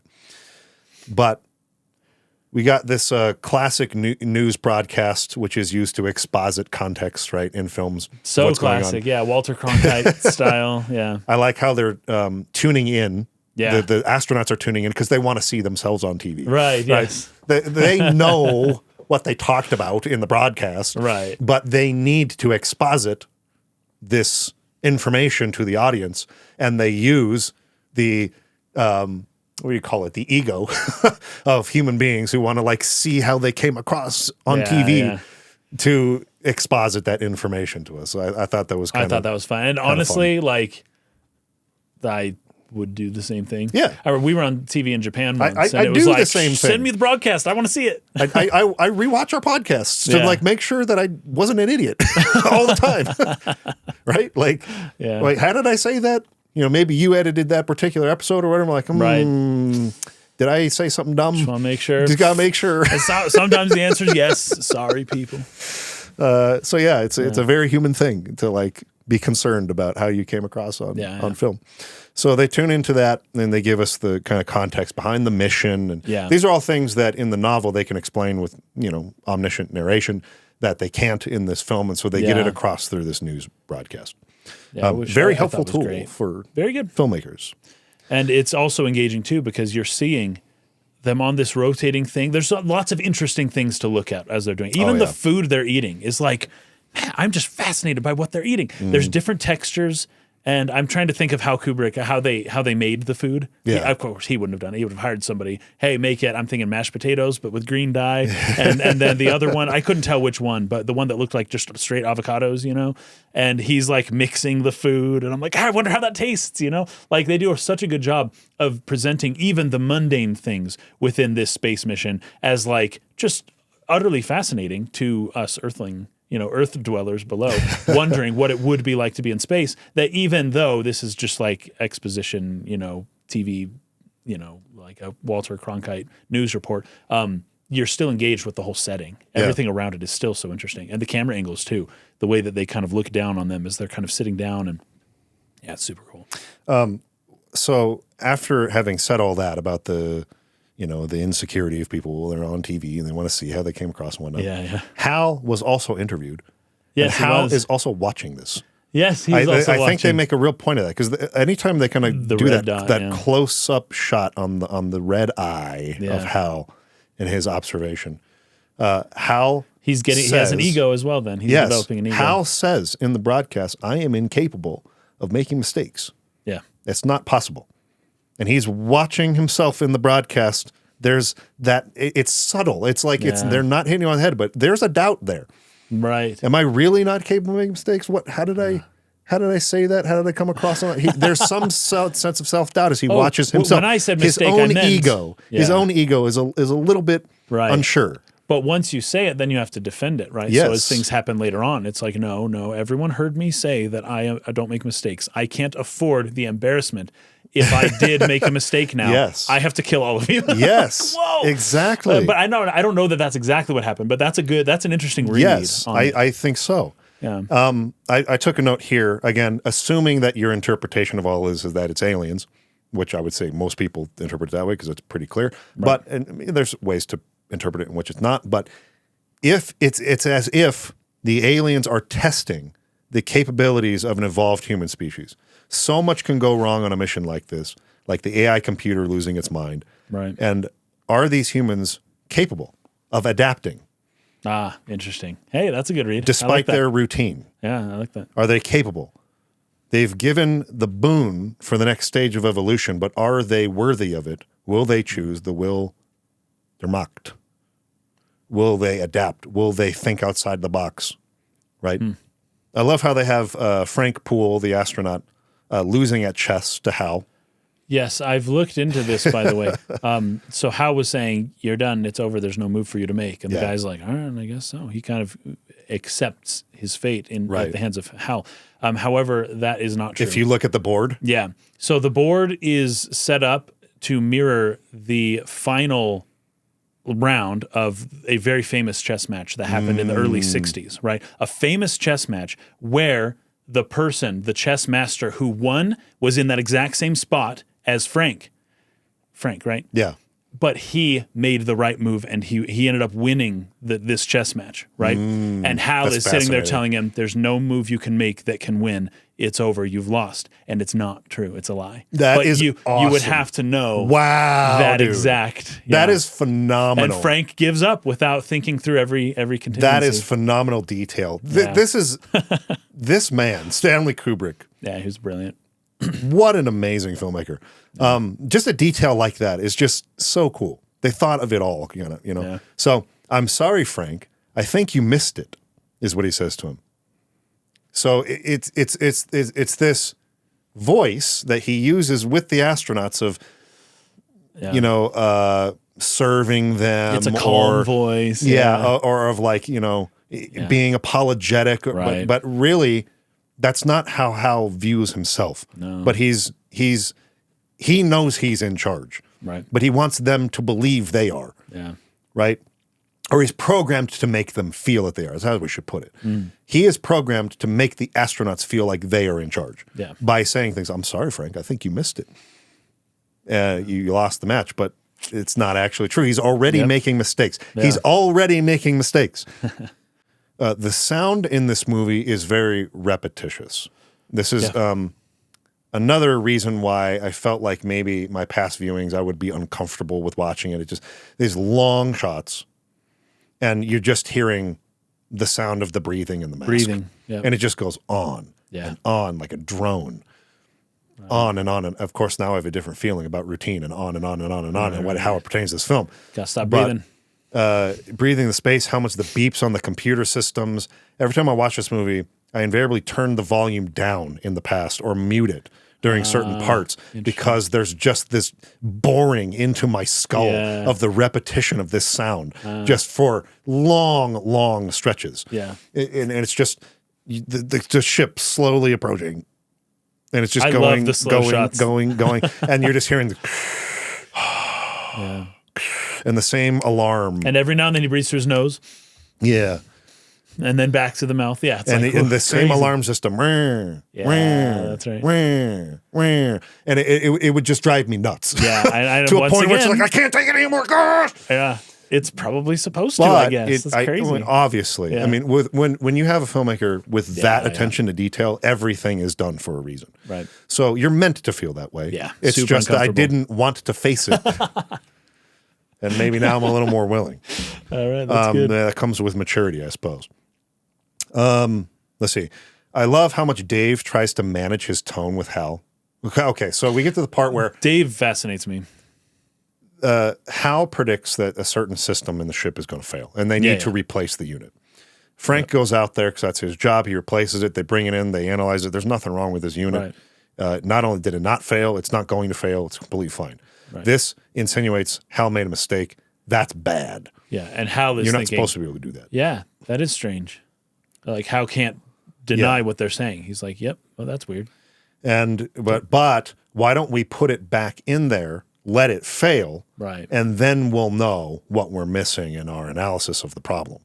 Right. Okay, it sounds like a good idea. We ask, people back home whether that's the right course to make. And of course, the unit, its purpose was to make sure that the satellite stayed locked on Earth so that they can communicate. It's supposed to be able to track the signal from home and be able to keep them in constant communication. Right.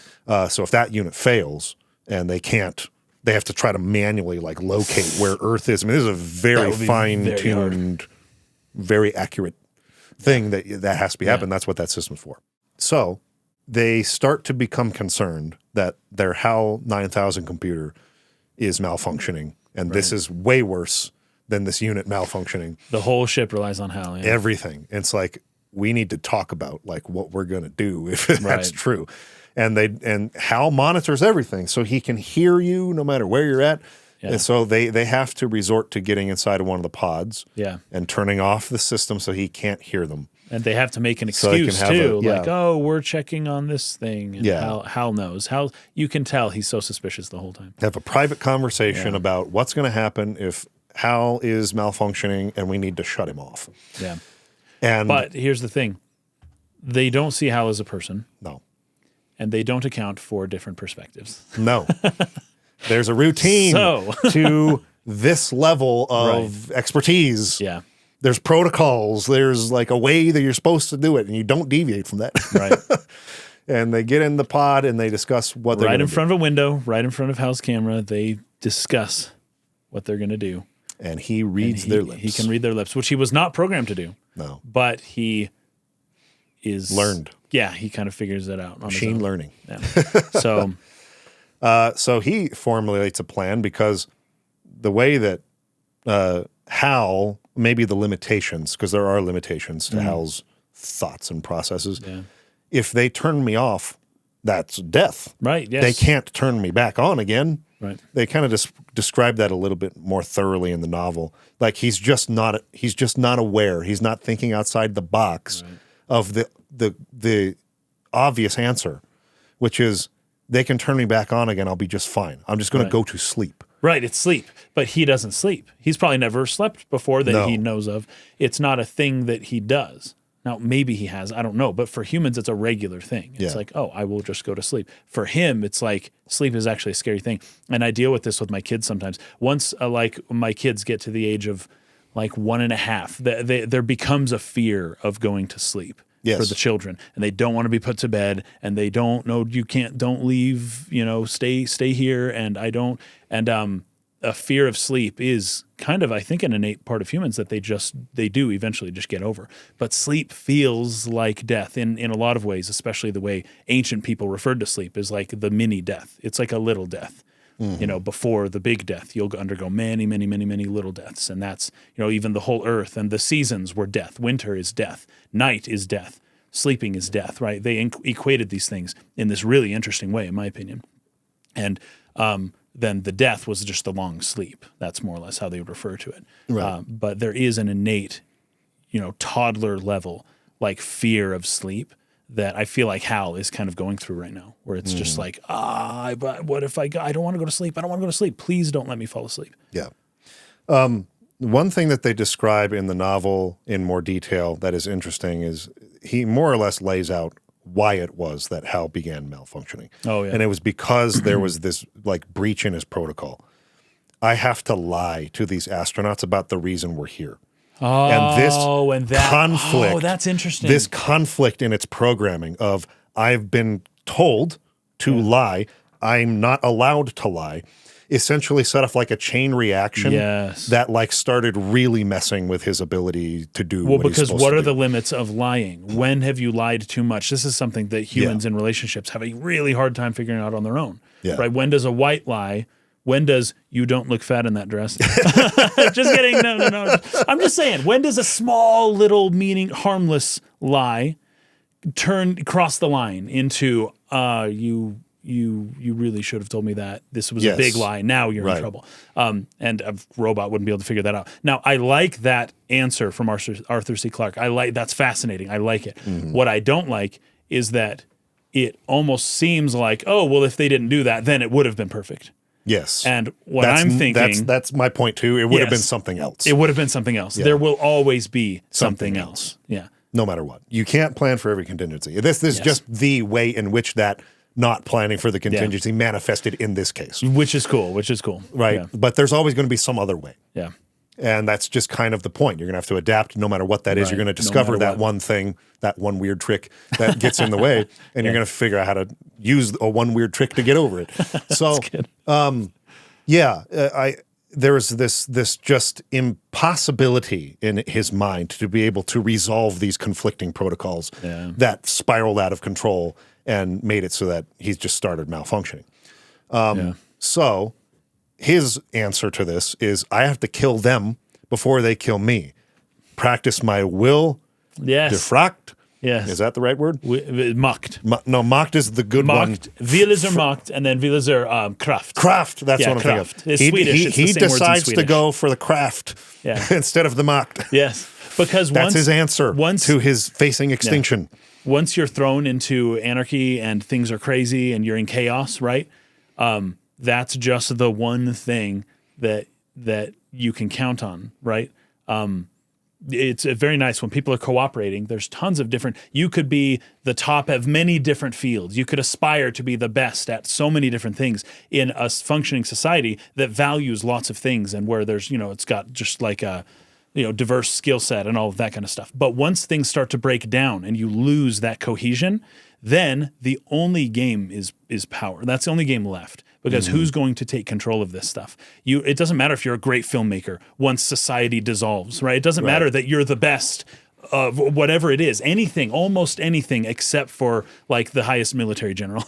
Anything else is like, you're playing a game that no one's playing anymore. And that guy has the power now. And until we can build a system that it's a miracle that we're capable of building these systems that have tons of different like competency hierarchies that different people of different skill sets can flourish in their own ways, right? Like for instance, in North Korea, the celebrities of North Korea are the military and government officers. Those are the celebrities because that's the only game in town. It doesn't matter that there's no South Korea has like boy bands and like all their music and their TV shows and everything. It's like none of that matters in North Korea. The celebrities in North Korea are the government officials and people will swoon over meeting government officials because they're like, oh my gosh, I've heard so much about you, I love you. But that's the only game in town for a society that's structured the way North Korea is structured. Whereas maybe more of a democracy system that we have out here, free market stuff, capitalism things. There's lots of different ways that people can become very successful, and that I feel like. That's better when you can have lots of different ways people can become successful. Once things start to solidify, and that's when it gets really difficult because then it's like, oh, people can't find success in these other places now. And then everything seems to be kind of locked in. And that's when, the same families will continue to keep all of the money and all that stuff. That's when things maybe get a little bit more difficult. But you want a diversified system that will allow for those different things to pop up so that everyone's not always competing with each other over the one thing that exists, right? There's only one way to be powerful, and it's to be really powerful, and we're all playing that game, right? That is the worst possible situation. Well, even within a system like capitalism, in terms of like where we're at right now. Yeah, I know, that's what I'm saying about solidifying. There is a movement towards only making it's an atrophy. A few ways. Yeah. To succeed. So we've lost the liquidity, the totally. Mobility, and it's slowly solidifying. The criticisms of capitalism, I think there is some merit to it. Is like absolutely. What it's like on its and in its base sort of idea, it's supposed to be this. Is that really what it is now? No. And has it ever been that? Yeah, right. No. So like exactly. Anyway, I'm with you on. Yeah. I'm kind of. I straddle both sides of the capitalism divide, right? Yeah, there's an ideal on each side. There that's is a way to think outside of the box here that I'm trying to get at for some system we're not seeing that is surrounding us with tapers to eat. It's guaranteed that we are not seeing because we are roped into this routine of this has worked, keep going, even as it's falling apart and just totally not really working the way that it's meant to work. Yeah. You know what I mean? Yeah, I do. So anyway, this is where I think this film is really hitting on like the core problem of what it means to be a human being or just a life form in this world. Yeah, is this concept of what worked for you yesterday won't work tomorrow. You better start training yourself how to think differently about the problem. Otherwise, you're going to craft your way to extinction. Very good. That's what I think this movie's trying to say. Okay, very nice, very nice. I love that. So my next note is I love how much Dave tries to manage his tone with Hal. That's right, yeah. And Hal won't open the pod doors to let him back in. His training has kicked in, his routine. Right. During this entire rescue procedure. When Hal decides... Because Frank goes back out to replace this unit that was apparently faulty. Hal takes over the pod and runs it into him, and he goes flying off into space. Yeah. He's disconnected from his oxygen. He's dead. There's no way he could be saved in this situation. Right. But Dave is going to try. Right. So he is noble. His routine has kicked in terms of his thought process, but his emotions are taking over, and that manifests in more than one way. In one sense, he doesn't grab a helmet. when he gets into that pod. That's right, yeah. That part of the routine got missed. Right. He forgot to get his helmet because he was just so emotionally concerned, but he's trying to control it. So he's trying to apply the routine. But he's staying very calm. He's not like, oh no, Frank, and freaking out. Here's the thing about Dave, though. Does Dave ever show any emotion ever at all through the entire film? Briefly right here, which is why I love this. But for the most part, they're very flat. Yes, Hal is emotional, and Dave is not emotional. Dave is, he doesn't show emotion. That's interesting. I'm actually very fascinated that that's how things were done. I don't know why Dave comes across this way, but he does not show any emotion. I think there is a level of training and discipline and routine that has been all over this sort of modern part of the story here. Yeah. That is like trying to restrict that animal instinct of where they came from, the screaming and losing it in the face of this monolith and in the face of your enemies, and just the raw animalistic emotions of triumph, throwing the bones around. And so like they've now totally tried to kill that almost in their pursuit of discipline and routine, as if this is the actual answer for pushing the species forward. But he can't. Right. He cannot fully control himself as he is approaching the pod doors, and he's asking Hal to let him back in. But his emotions are beginning to boil over. You can see it in his eyes. This is what's, I think, so awesome about the performance. Like, I can feel Dave's just furious anger as he is trying. It was on this line right here. Where the hell did you get that idea, Hal? But he's trying to say it calmly, but he's throwing the word hell in there. Yes. Like, it's escaping. Like, it's escaping out of his face. His absolute rage of what is happening. He doesn't allow it. He doesn't let that pot fully boil over and completely blow the lid. Right. But it's not secure there. And I love that. The way that the actor was able to capture. Yeah, he was great. I can feel his rage, but he's not ready to like scream and yell, because he's taught to solve a problem, you got to remain calm. Yeah, emotions are the enemy, all that stuff. Yeah. So, all right, Hal, I'll go in through the emergency airlock. Without your space helmet, Dave, I think you'll find that rather difficult. And again, he's going to die either way. He thinks again, Hal thinks. Yeah, he can't do it. Yeah. But Dave thinks outside the box to solve that problem. I don't have my helmet. I can't go in through the airlock. Everything I've been told about airlocks and no helmets tells me that this is impossible. Yes. And he doesn't let that stop him. He adapts to that situation with the way that he goes about it. So he exposes himself to a vacuum briefly, blows himself inside, seals it, gets in, and now this whole scene where he's just walking, again, very slowly. And Hal can do nothing. Yeah. And Hal just begging him. I'm sorry, Dave. Yeah. I won't do it again. Oof. It's... Yeah, right. Man, what a just engrossing scene this is. Yeah. It's even more so. This is always been in my preference, the way the movie handles it here to the way the novel does. I agree. This scene is very love powerful. the way that this is done in the movie, as Hal essentially begs for his life. And it's just slowly, you're just seeing that pleading and begging and desperation become more and more pitiful. Yeah. And just nothing he can do, and just the fear taking over, right? I forgot to put this note. Hal, I won't argue with you anymore. Open the doors. This is just desperate, is what I put, right? Yeah. He clearly has no authority or power, but wants to feel as if he's the one in charge. He's not willing to give that up yet. Right? So like that line to me like really stuck out.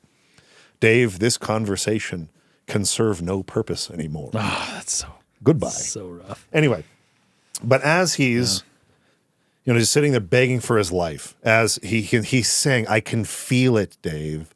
I can feel my mind going. Yeah, that's as wild. he's just taking out the memory hard drives or whatever you call them. And he's slowly devolving. You can hear him giving less coherent responses. He's reverting back to when he was first programmed in that, I can't remember, it's like Michigan. The base program. Yeah. And where he was programmed to sing that song. And even that, like how the voice just becomes this extremely mechanical. Yeah. It loses its flavor, its personality. Yeah, and Daisy. And it's getting really low. Daisy.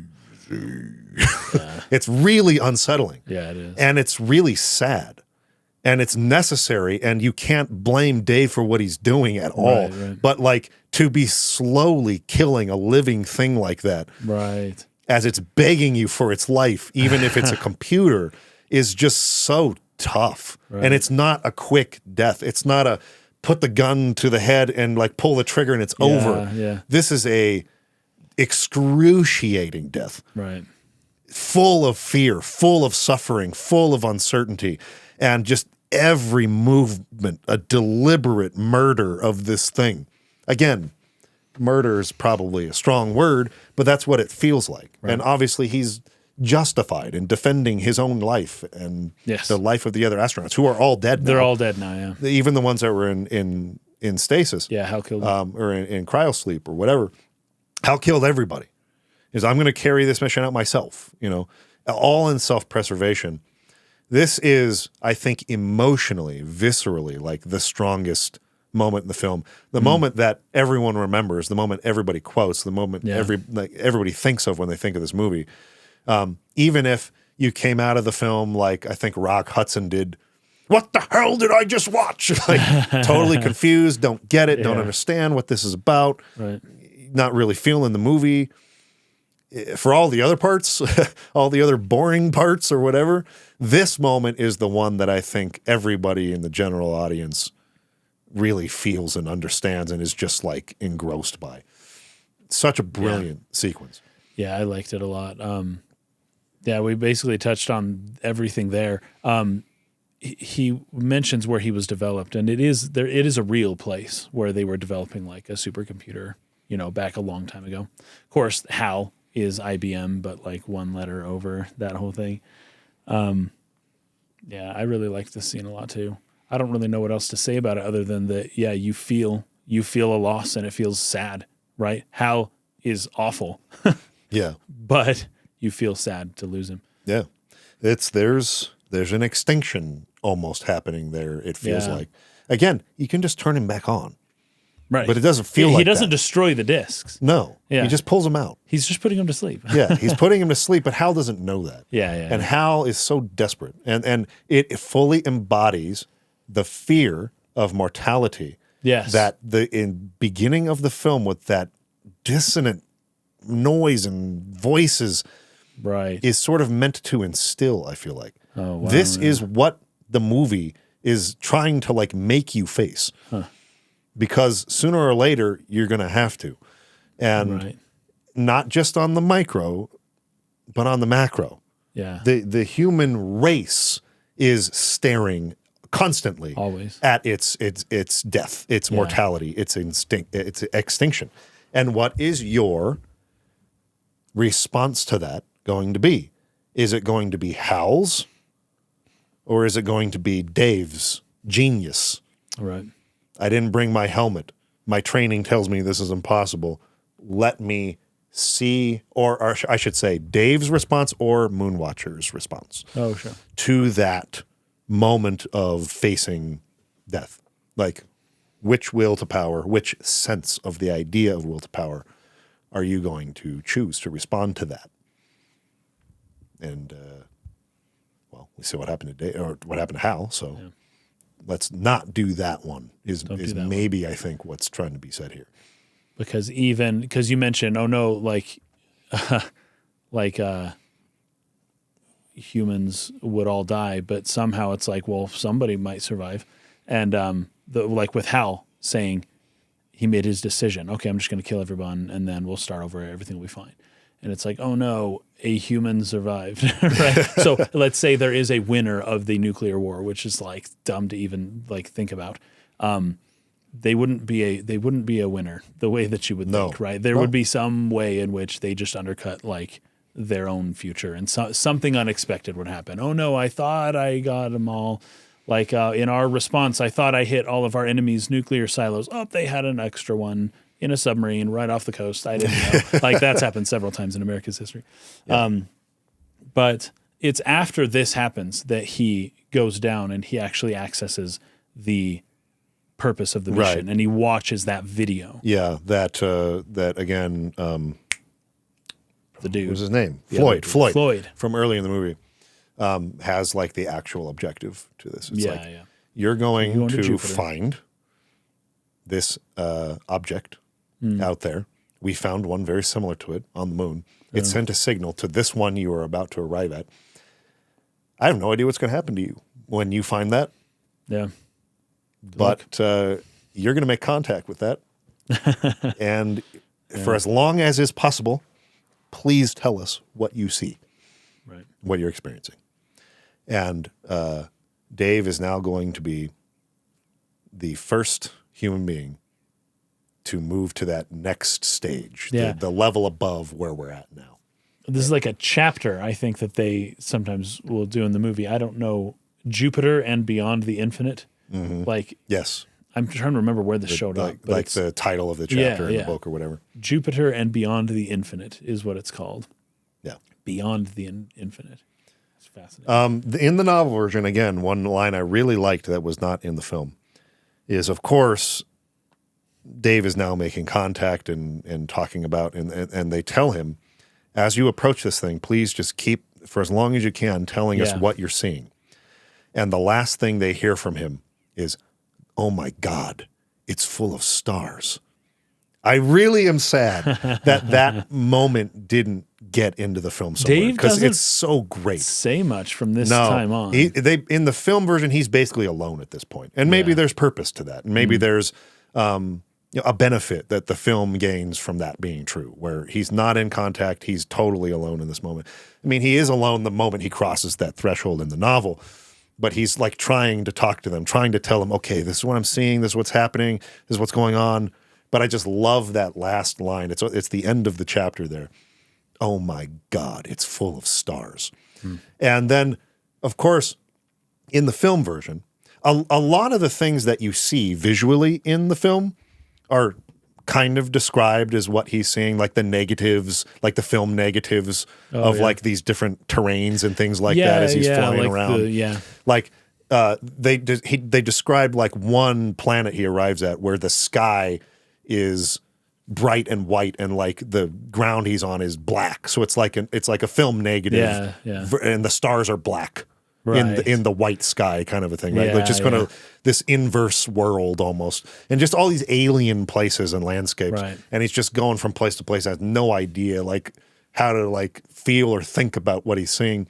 And it's a little bit more explicit in the novel version about, he arrives at one place where it's essentially all he can describe is like a graveyard for alien technology. A bunch of like old just a bunch of ships and stuff that are just floating around in this place. Yeah. This may have at one point been like, a fuel stop, a pit stop on the way, from the stars, but now is abandoned. There's nothing there. They don't show any of that kind of stuff that's more explicit. No. This is entirely meant to just fill your eyeballs with crazy visuals and sound. Yeah. And you just have to feel what you're feeling by looking at that, and in your own mind, try to find an explanation for it.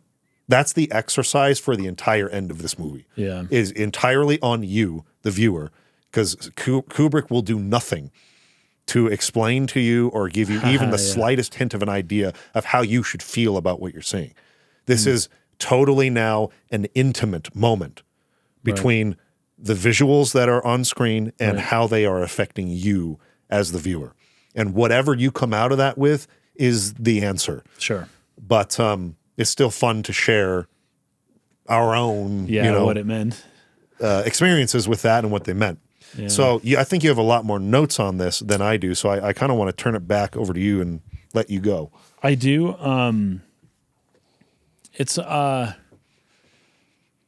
first off, there's a sunrise on Jupiter, so that's another thing. Like the sun is there. The obelisk is black. You almost don't even really see it it's hard to as see you're it. approaching it. And then it's like, well, when do you touch it, right? And that question is not answered in the movie. You are forever getting closer to it, right? It envelops the whole screen, and you never actually technically make contact. Yep. It's almost like Zeno's paradox. It's like a gate. Yeah, but you just start going into. I feel like you just keep getting ever closer to it, almost as if like time is stopping, right? Yeah. And you experience what is beyond the infinite. Now, how would you depict beyond the infinite in film? Like, what would you do? I don't know, but maybe something like this could be it. There's a few very important things that happen, though, that I think were done purposefully with a specific reason. One of them is that the colors that you're seeing are going through a vertical corridor when he first enters it, right? And at some point throughout the journey, that kind of shifts sideways, and then it becomes a horizontal corridor. And that's when things start to feel a little bit different. It's almost like a perspective shift of 90 degrees from the vertical to the horizontal. I do kind of feel like I know what that might be saying, but some of it would be like when you see the sunrise, it's going up, right? But the universe is a disk. Like, we happen to be viewing it from a weird kind of perpendicular angle to what's actually happening. It's less so, I mean, what's actually happening? That's a weird statement. That's a poignant statement. What is actually happening? That's possibly difficult to know. Difficult to say. But at the very least, the way that the universe is laid out in this way, it would actually make more sense to put your head sideways, and that the sun, as opposed to going up, is actually going horizontally. It's going left to right and right to left, right? Yeah, maybe from the North Pole or South Pole, you could view it in something like that manner. Yeah. But from where we are on the Earth, we tend to view it from looking at it. Oh, it's going up from our perspective. But the way the universe, or the way the galaxies and solar system is laid out, it's like flat. And we don't see it that way, right? We end up seeing things as though they're vertical. This is Ender's Game. The enemy's gate is down, right? Where it changes the whole way they think about it, where they put their feet towards the gate. Exactly. A different way of thinking about space. Yeah. And they're going downwards. You don't look at it as across. You look at it as I'm falling towards them. There you go. Exactly. Right. Yeah. So once again, it's a perspective shift. Right. And that perspective shift that he has during this experience is that of viewing things vertically to viewing things horizontally. And that almost is what gives him this like crazy, massive insight, right? Like, whoa, the level plane, right, that extends this way it's just different from the vertical that goes up and down. Right. I would guess that there's probably some moral question here too, that the good and bad paradigm, no, beyond good and evil, up, down, good, bad, see things evenly, left, right instead of up, down, because there's less of a value judgment with left, right. That eliminates the distinction between facts and values just in general. That eliminates like the purpose of values, which so I don't know how I feel about it, but I do feel like if he's going to be Nietzschean with this, that might actually be what it's saying. It's referring to getting beyond good and evil, right? Getting out of the vertical paradigm and instead viewing everything in it from a horizontal paradigm. Well, I don't see what that does, but it's just a perspective shift. This is exactly. Yeah. That's what we've been talking about. This whole analysis is perspective shift. Yeah. In the same way that a starving group of man-apes could not see the food all around them, right, with the antas, the tapirs. Think about in the sense that we are trapped in a three-dimensional universe. I guess you could call it four-dimensional, time is a dimension, but anyway, a three-dimensional universe. We understand space in three dimensions: the X, the Y, and the Z. Yeah. What kind of epiphany can you imagine? It's hard to imagine, if all of a sudden you could just perceive another dimension. Yeah, it's and how that would change unfathomable everything about how you think about the universe and the world. And that's exactly what this moment is for Dave. Yeah. It is his brain unlocking new dimensions, new perspectives. When you say unlock, once again, visually, you put the key in vertically and you turn it horizontally. That is the act of unlocking something. Yes. Yeah. The brain is, and again, how do you apply this to the conflicts that you face in your day-to-day life? Right. It's something like that. Yeah, There is this moment. That's why people sometimes will like dogs or something. They do it with their ears, but they will tilt their heads to kind of figure out what something is because, well, maybe I'm not looking at it right, you know? Yes, exactly. There is this, you can train yourself to avoid what is instinctual, which is to follow the routine, which is to do what has worked before, which is to continue. Don't break what isn't, or don't try to fix what isn't broken. All right, that whole Stick thing. with the same routine. Right. Do what works. But that will not work for you tomorrow. So how comfortable can you become in your life when you reach that point, being able to unlock that inner part of the mind, or exercise a muscle, maybe is a better analogy there, something like to that, be able to zoom out of this like laser focused point of where you're at and see what is around it. Yeah.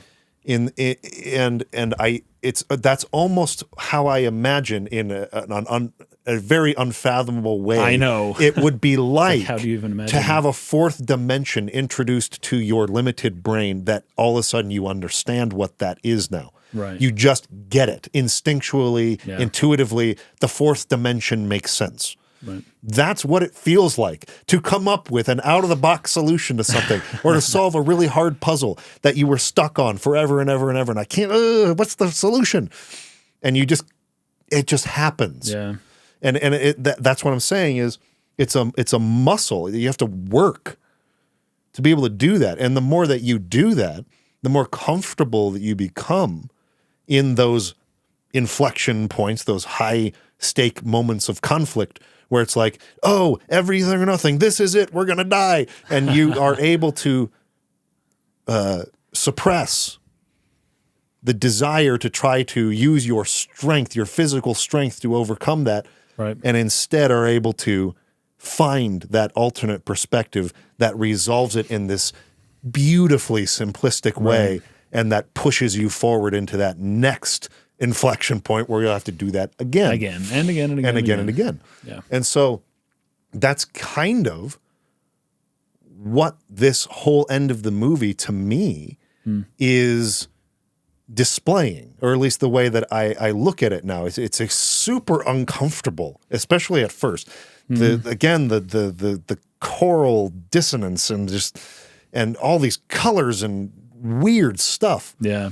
But like, what muscle are you working as you see these images to try to shift what you would typically look at this and try to interpret it as and find some other beautiful explanation for it is almost an exercise of the viewer that Kubrick is like asking you to do as you see these. So that whole element that I think a lot of people are talking about when they talk about why the film version is better than the novel version. It doesn't give you the answers. You have to work at it. Yeah. I think I get it in that sense. It can speak more to your experience, your soul, yourself. Yeah. Yeah. I have also been open about this in the past, though I want to be very clear. I do not condone. Oh, by the way, neither does Stanley Kubrick condone the use of psychedelics, right? But I have Kubrick never himself ever did that, which is shocked me when I learned that. I was shocked. I could not believe that the man who made this movie had never tried psychedelics before. That's crazy. That does not make sense. That does not compute. I didn't. Everything I know about this movie and what it is and what it means and who likes it and who doesn't screams to me that Kubrick was on LSD making this thing, and he was not. He was not. But what's really funny about that, and you kind of were telling me the story of this, the movie was not necessarily well received. No, not at first, particularly by critics and prominent people. It had this like wave of an underground sort of acceptance and. Which, I think even for a time they were talking about, we should stop the run of the film in theaters. But there were some, managers who were saying, hold on, we're getting some waves of some younger people, yeah, who are coming into the theater to watch this movie. Maybe we should give it a chance here to see what happens.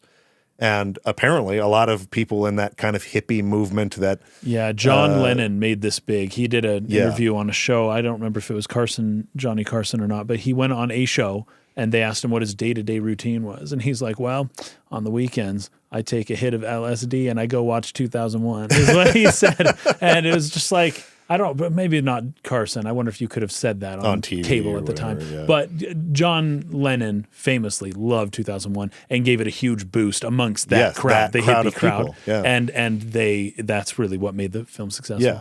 And there's this wave of young minds, people whose minds are more open, more malleable, less entrenched in routine, less sure in like, I have found my path and this is what works for me. Old heads who think they've got it all figured out. That's the wave of people that accepted what this was and understood it, I feel like. To the extent that you can understand it. You can. Yeah.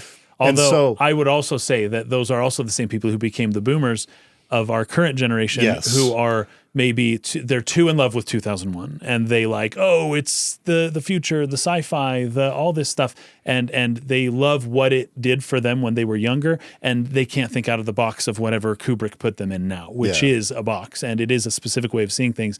And just the whole paradigm of everything, we got to reclaim 2001, we've got to, and instead Kubrick is saying let 2001 go and do the next thing. Next thing. I have noticed that a lot of people don't. Let yes, let it go, man. Please let Star Wars go. Back to the Future and all your favorite 80s movies go. Yeah. Planet of the Apes. Let it go. Let Jurassic Park go. Let it go, dude. Yeah. What is the next thing? Stop like entrenching yourself in the same routine. That leads to extinction. That leads to death. Yes. So now, that's all super fascinating stuff. There's the death of chaos, which is dissolution, which is becoming too not in one place, right? Yeah. But then there's the death of solidification, of atrophy, of like you're not moving, you're not doing anything, you're dead. But life is, as Rumi said with the butterfly wings, life is a butterfly's wings have no use in being up or down, but in the movement between the two, that's what makes the butterfly fly. Just like a hand is no use closed or open, but in being able to move between the two, that's what gives it the value. So we in this movie, we're railing against the atrophy of the closed hand, but there's a similar trouble with just the dispersion of everything, and that's also death, right? So you can die from dissolution, or you can die from too much solution. You need the solidus. You need the solidus. You need to be solidus, dude. Solidus, you need to be solidus snake. Or you're more malleable, right? You can be solid or liquid. Right in that space between the two. So I have experimented with psychedelics, and there is something to this visual of moving through a tunnel. I don't know why. Interesting. That is a deeply human thing. And I have thought about this a lot. Well, you know what Freud would say, right? Why don't you explain it? It's the birth canal. Right? Yeah. It's birth. It is moving through a tunnel. Yeah. That's how you start life. You're in a tunnel. You move through it. You go out. That's the next step. And that's essentially what this is. Yes, it's a rebirth. This is a death of one thing, a rebirth of a new thing. And that symbolism could not be more clear. When I first watched this movie, I was like 15, and I was like, what's the freaking baby doing at the end, man? This is ridiculous. Giant, massive space baby, gonna go control the future.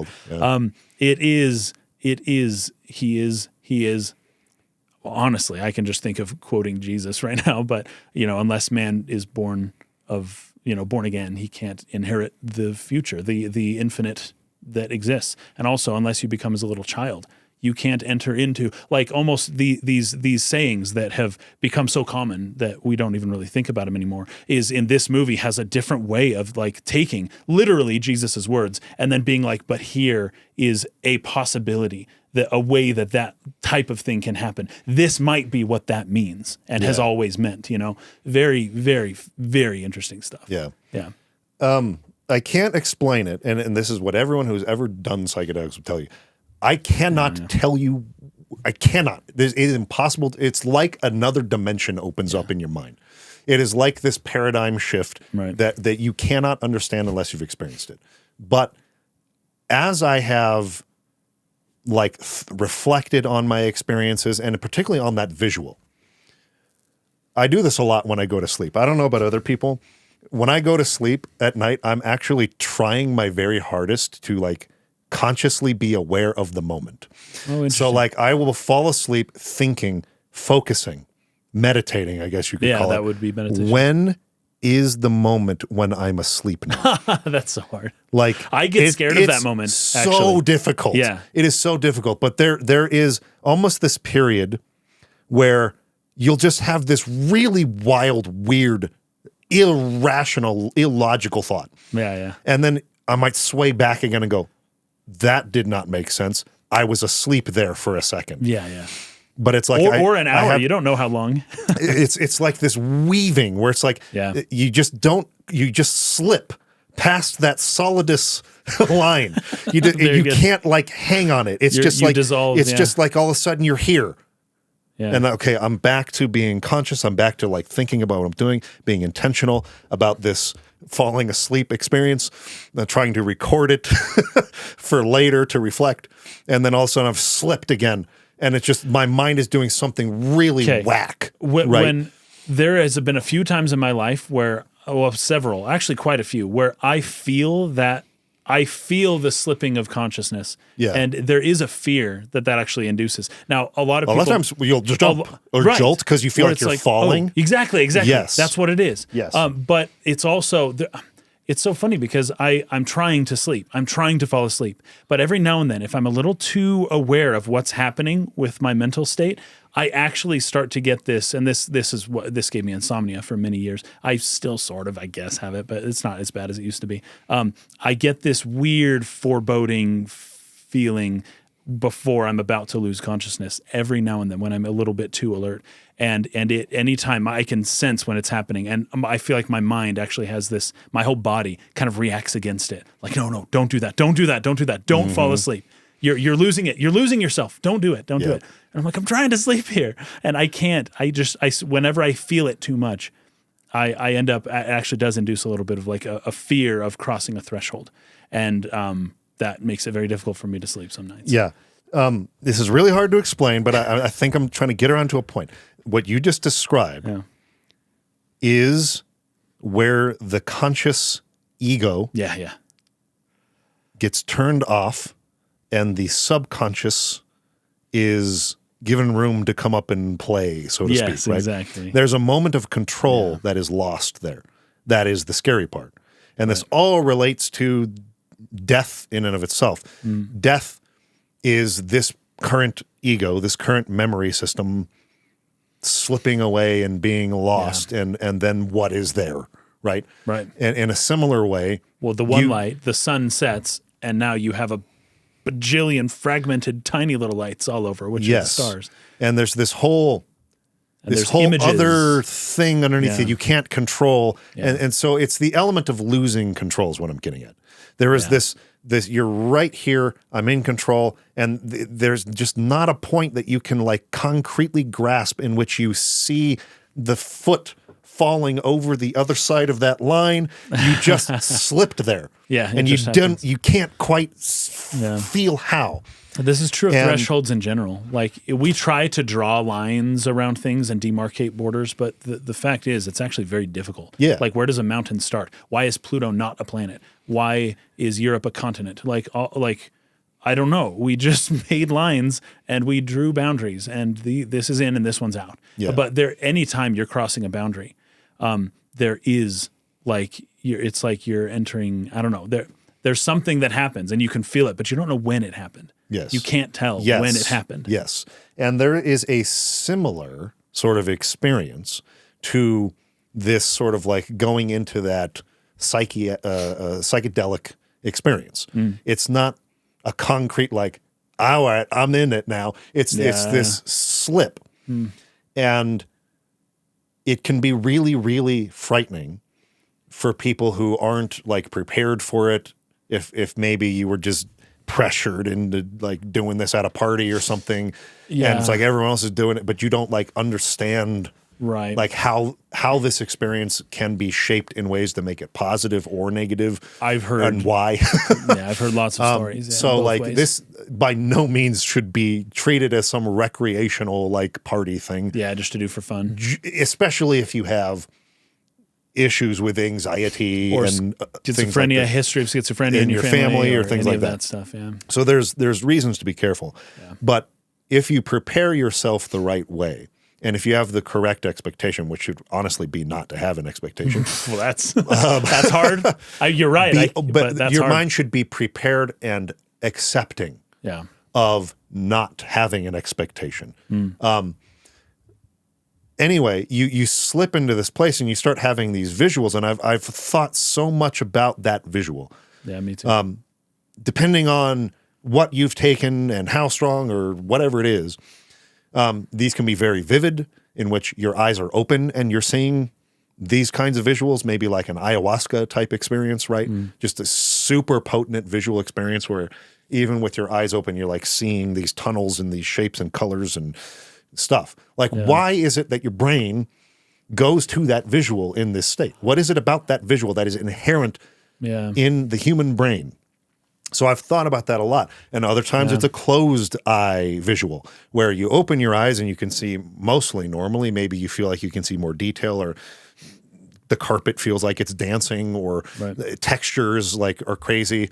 I had one experience where I looking yourself in the mirror is, oh my goodness, what an experience. No, really? When you look yourself in the mirror on this stuff, that's fascinating. You can see in all the metaphorical ways that we've talked about with what mirrors represent in stories. Oh, yeah. You have that kind of experience looking at yourself in the mirror on this in a way that is just phenomenally fascinating. Interesting. One time, my face, in the same way that, have you ever seen like AI video where it's like every frame, it's like slowly shifting. So like you might have like an image of a face, but like over the course of 3 seconds, there's so many shifts in every frame that it kind of changes into a different looking face. And then like shifts again. Yeah, my face was doing that. Yeah. As I was looking myself in the mirror, my face was AI animated, like shifting around and changing. Wow. It's just crazy stuff, right? That's but funny. the tunnel is more or less what I'm really trying to get at. So I've thought about that tunnel and that visual, and you're moving through, and I think we were talking about turning the head horizontally and changing your perspective. And funny picture somebody posted it in the Discord there. I do this thing now, even when I'm going to sleep. I don't know what it is about going to sleep where I like try to experiment all these like. Because you've done lucid dreaming in the past, right? Like you've been able to do. I've been able to lucid dream things. I haven't. I've been able to like try to catch the moment in which I've slipped into sleep and wakefulness. And I do this too, where I'm sure a lot of people have done this actually. Say you're looking at lights or something bright, and then you like close your eyes really hard, and like that light, there's like an imprint of it in your vision, and you can kind of like swish your eyes around and like move it around and just do weird stuff visually. So like I'll be experimenting with that kind of thing. I'm always doing that, like when I'm going to sleep, like open my eyes, close my eyes really hard, close my eyes halfway, close my eyes just lightly. Like how does it change the visual? And kind of meditating in a sense on visuals and things like that. And sometimes the psychedelic experience doesn't produce vivid visuals where you're actually seeing light and colors. There's just shades of it. So like your eyes are closed and you're seeing the darkness behind your eyes, but there are still shapes in it. So I'm like experimenting with this, and what I feel like I have discovered is with enough experimentation and enough meditation and just like focusing on this, that visual is actually there behind your eyes all the time. Oh, yeah. It's just, you're not really seeing it. You're not really, unless you're focusing. But like there's something unconscious that is always there behind your eyes, behind your visual, in your brain somewhere. Yeah, sure. That movement through the tunnel and the shapes and the colors is always there. It's just, can you find it? That's fascinating. I like that. I like that. I have a lot of theories that are similar to that one. And I'm not sure that I have any sort of sufficient answer. I'm sure I'll continue to meditate on this the rest of my life. I think that's cool. But I like that. I have arrived at this is an inherently human symbol, visual experience that means something. And I don't know what it means, and maybe it can mean many things. Right. But I think it's in all of us. I think so, yeah. And so this visual, as he's like going through the Stargate and just all of these colors and shapes, and it's just moving through like a tunnel, there is something like deeply unconsciously human about that visual that is a striking visual and that is captivating, whether you have experimented with the psychedelics or you haven't. Yeah. Maybe you're more in touch with that and more conscious of it or not. But regardless, there's something about that that is just inherently meaningful somehow. And the way that they accomplished those particular visuals in an era before CGI, I know, unbelievable, is man, really impressive. Really, because they captured it really, really accurately. Extreme. Okay, I see what you're saying. I don't know how they did that. Yes, especially if crazy. the director, it's freaking crazy, never experienced that, and that's why it's so surprising to me that he hadn't. How did he know? Yeah. And that's what I'm getting at, because we all know it. We all know that visual. Right. Somewhere deep in there unconsciously, we all know it. It's a part of who we are. So I love it. I love whatever that means about the human condition that this movie's trying to drive at. That Whatever symbol, that visual is a part of it. Yeah, it's just an important part of it. Here's a good one. It's constant movement. It is constantly moving. Moving forward all the time. It's not stopping. It's not just showing beautiful images that are just, here we are not moving and here's an image. It's constantly moving towards something. I don't know what or where, but it's constant movement. Evolving movement forward.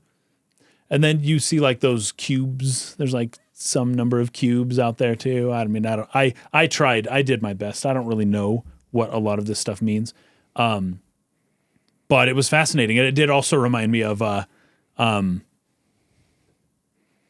Two Towers. No. The Return of the King? The Two Towers. When Gandalf? Gandalf is like every second was like a life age of the earth. And he saw, basically Peter Jackson does a Stanley Kubrick to that, to show Gandalf as he's kind of passing through whatever divine realm he goes to then come back as Gandalf the White after death. It's death, right? Yeah. Yes. Anyways, I actually think Jackson did a pretty good job there. Although when I was a kid, and even still today, I'm like, this is the weirdest part of this whole movie. And he definitely didn't hold on it too long, which he shouldn't have. Tolkien wouldn't have wanted him to put it that way. But what I have here is that you're basically just seeing the raw patterns of the universe themselves, right? All we can really see in the material that we see now are instantiations of patterns, right? Like you just see, I don't see square, I see the square light right there. Or I only see things as the particulars become manifest to me, but I can't see the pattern itself, the pattern that is hiding behind all of the things that I see in each particular form. Yeah. Right. And I feel like in this case, David's eyes are opened up to the patterns themselves, the equations and the whatever it is that is behind the universe that makes the universe what it is, and that we can get at through things like math. Or music or something like that, where it's like, but then to just see, it's almost like when Neo can see all the ones and zeros of the simulation, right? It's just like there's the moment where all of a sudden, boom, I get it. I am now not seeing the objects. I'm seeing through the objects. I'm seeing behind the objects, the importance, the meaning, or even the patterns, or like all of that kind of stuff. He's seeing beyond just the object itself, which we can't seem to see behind, right? We see a thing, we just see the thing. Yeah. But a physicist would be able to tell you that this microphone right here is 99% empty space. Yes. The atoms don't touch, right? Like they're far apart. Yet, the way I see it is, what are you talking about? This is one solid single object. This is billions of objects, moving very slowly. Mostly is just empty space, actually, which is like, but I can't see that. I can't perceive that. I can't do it. Yet it seems like Dave got some ability to do something like this, which then rendered him as a little child. Now, the sequence where he's seeing himself as an old man comes after this, right? Yes. Eventually. Yeah. And he's still in the ship this whole time. Yeah, after having gone through the big psychedelic part of this, he just finds his ship inside of like basically a fancy hotel room. Yeah. But he's alone. Where he's going to be allowed to comfortably live out the remainder of his days until he's able to die and transform into the next life form. So the perspective shift is fascinating because the floor is lit as though it was like tile lights that are normally on the ceiling. In fact, you saw these same tile lights in the space station itself, but they're on the roof. They're lights. And now they're on the floor. He's sort of upside down, maybe. Yeah. Right? Once again, just signifying the idea of a perspective shift. He's now viewing the world in this upside down way. Right. Yeah. And I think what's also fascinating about this, again, for those who understand or have been through psychedelic experiences, it plays with your perception of time in ways that can be really cool and also really unsettling and weird. And like there was one time where it was probably the heaviest dose I've ever done, which is pretty extreme. But I'm a person who like like alcohol has no effect on me, basically, unless I were to just like drink myself to being so nauseous and like feeling so bad that it would not be worth it.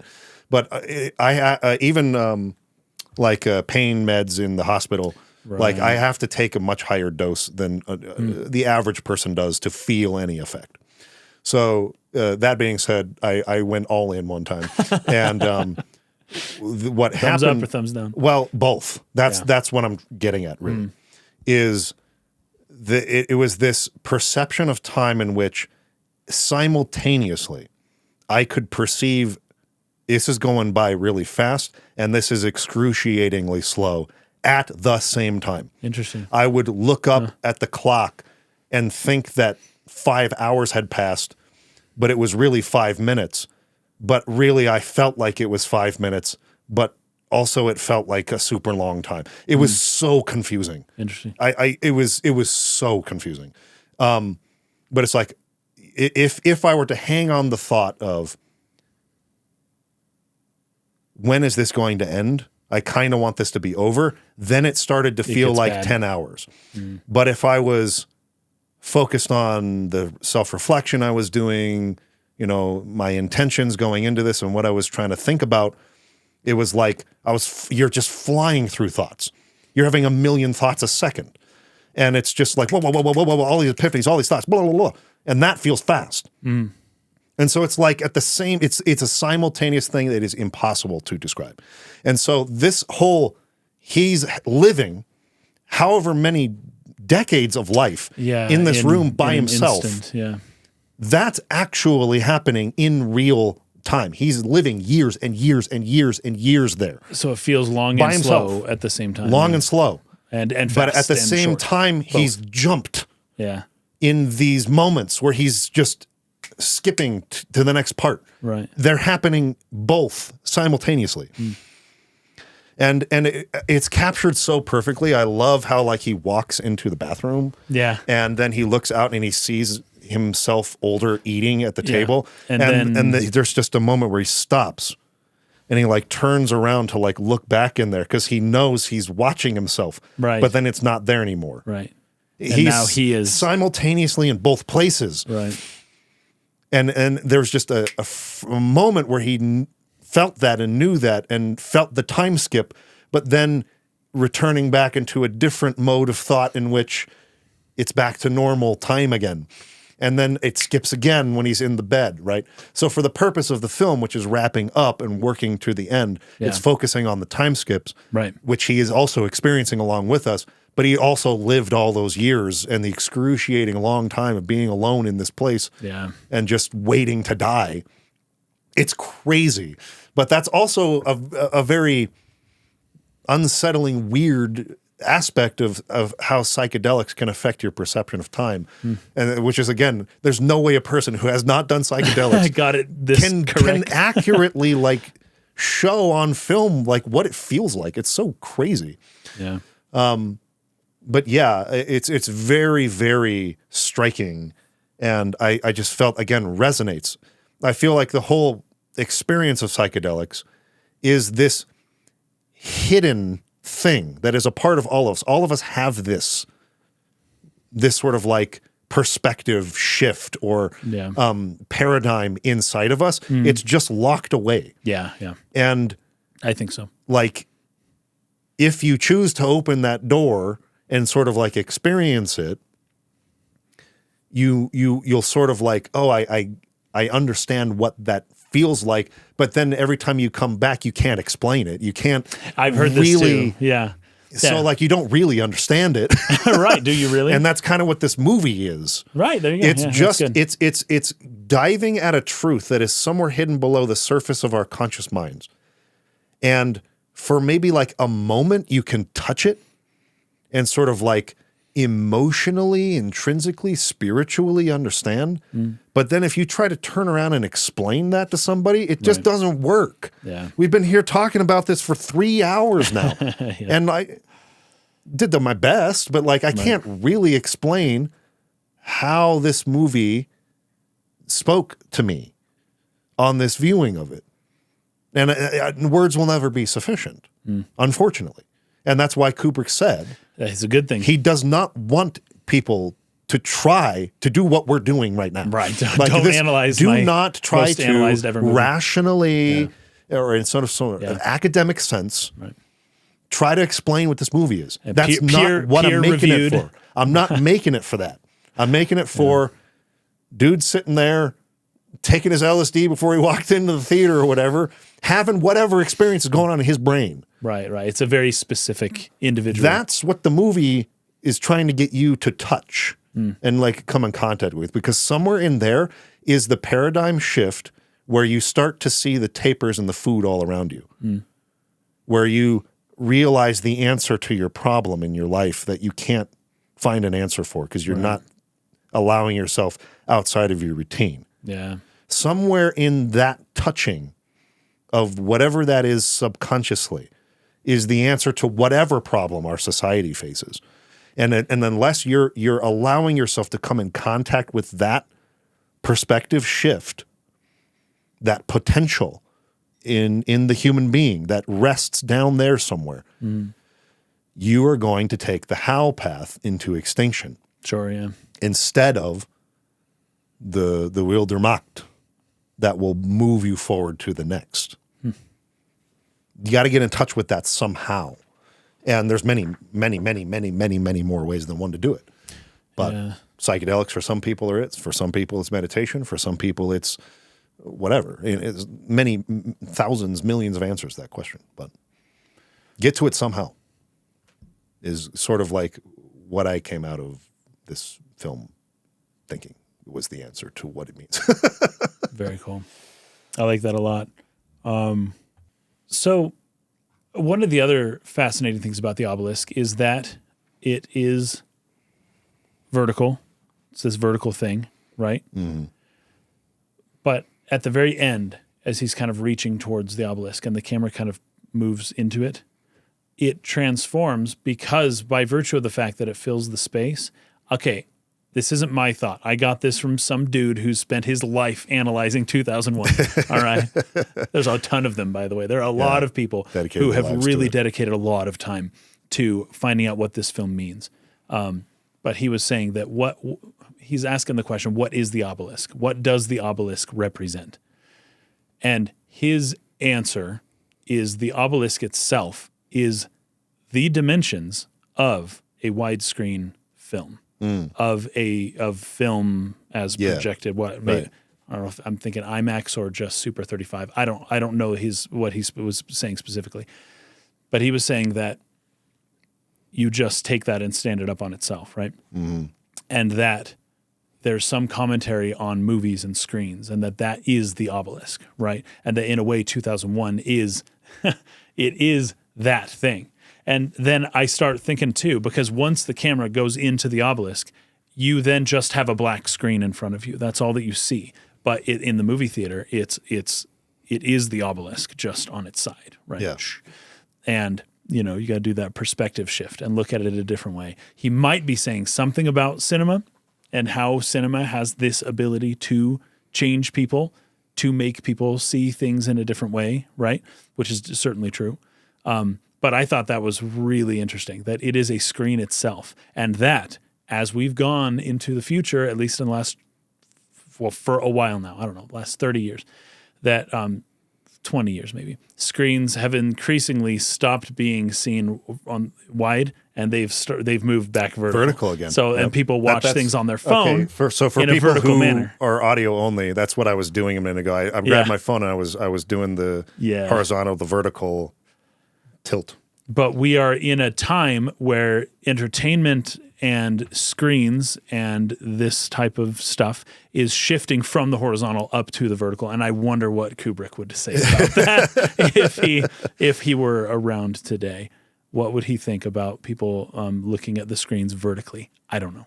I'm just saying that, and it seems correct. It seems like that is what the obelisk represents, is the screen in a movie theater. If you want to go experience the obelisk from your ancestors, go to the movie theater and watch 2001. Watch 2001. Yes, I don't know. Maybe he was that elite in that sense, like my movie. This isn't just any movie, it's my movie. I was actually going to say like Bridget Jones' Diary or something like that, because you go into a movie theater doesn't mean it's going to have that big of an effect on you. Sure. But he sees himself, he sees and experiences at the same time. He sees it and also experiences his own death, right, at the very end. And as he reaches forward, he is now reborn as a new man, right? Mm-hmm. And a new being, a new life new form. Something. The book goes into a lot more detail about what this is. Yeah.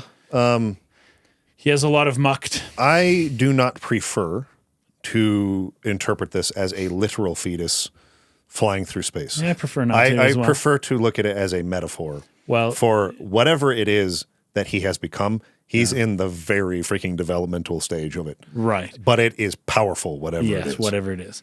There is something, there's also a very poignant moment at the very end where as we see the baby, the camera kind of comes around it. I don't know. He must have had a statue or something made of, or a wax something or other made of the Star Child. But the camera, the movie basically. I wonder if it was an ends. animatronic. Well, did it move? I can't remember right now. I think it was like a. I just thought. I wonder if that's what it was, but. So it's a baby, and the movie ends when the camera goes right into the eye line of the child, right? Mm-hmm. So the movie ends with a fourth wall break where the baby is looking directly at you, right? And then the screen goes black. Yes. Right? And I don't know, it's like passing it on to you now. Like you are the baby, or the baby sees you, or it's in a whole new dimension now. And so like it's been here all along / just showed up, right? But for you can see it and it can see you, right? There's this weird, there's this weird kind of feeling that I think that shot elicits. That's really, really interesting. I wanted to read just the final paragraph, which I think is basically the final chapter of the book. I have another thing to say about the monolith, because it is a screen, but the monolith and the screen are also both a door, and they also share the same properties, aspects, ratio of a typical door, right? It's a door to transport you somewhere, and that is what a movie is, and that is what the obelisk is, right? It's all three things at once. Yeah. So it's more than one paragraph, but it's very short. It's the final chapter, chapter 47, Star Child of 2001: A Space Odyssey. There before him, a glittering toy no star child could resist, floated the planet Earth with all its peoples. He had returned in time. Down there on that crowded globe, the alarms would be flashing across the radar screens. The great tracking telescopes would be searching the skies. The history, as men knew it, would be drawing to a close. 1,000 miles below, he became aware that a slumbering cargo of death had awoken and was stirring sluggishly in its orbit. The feeble energies it contained were no possible menace to him, but he preferred a cleaner sky. He put forth his will. Yeah, I remember Important word. And the circling megatons flowered in a silent detonation that brought a brief false dawn to half the sleeping globe. Then he waited, marshaling his thoughts and brooding over his still untested powers. For though he was a master of the world, he was not quite sure what to do next. Right. But he would think of something. That's so good. I think it's brilliant. It's brilliant, unbelievably poignant and horrific as well. It's like just. I could speak about that for 2.5 podcast episodes over an hour. Just that. You know what I love? It's so good. There's a sinister way to look at that as well. Oh yeah. And who's to say that that's not what was intended? But I think it was a brilliant choice to depict this as a baby, not even like a preborn fetus, like not even not even a baby, like little baby that's developing fetus, a developing fetus in the womb or something like that. That is what this is. And what's so good about that is that if he chose to show Dave returning as himself with all this power, or as a being of just like intense light and, you know, power, whatever it is, if he showed himself even as an old man or something like that, it comes across very different than if it's a little fetus baby, right? That's just like, you trust it more, first of all, as a viewer.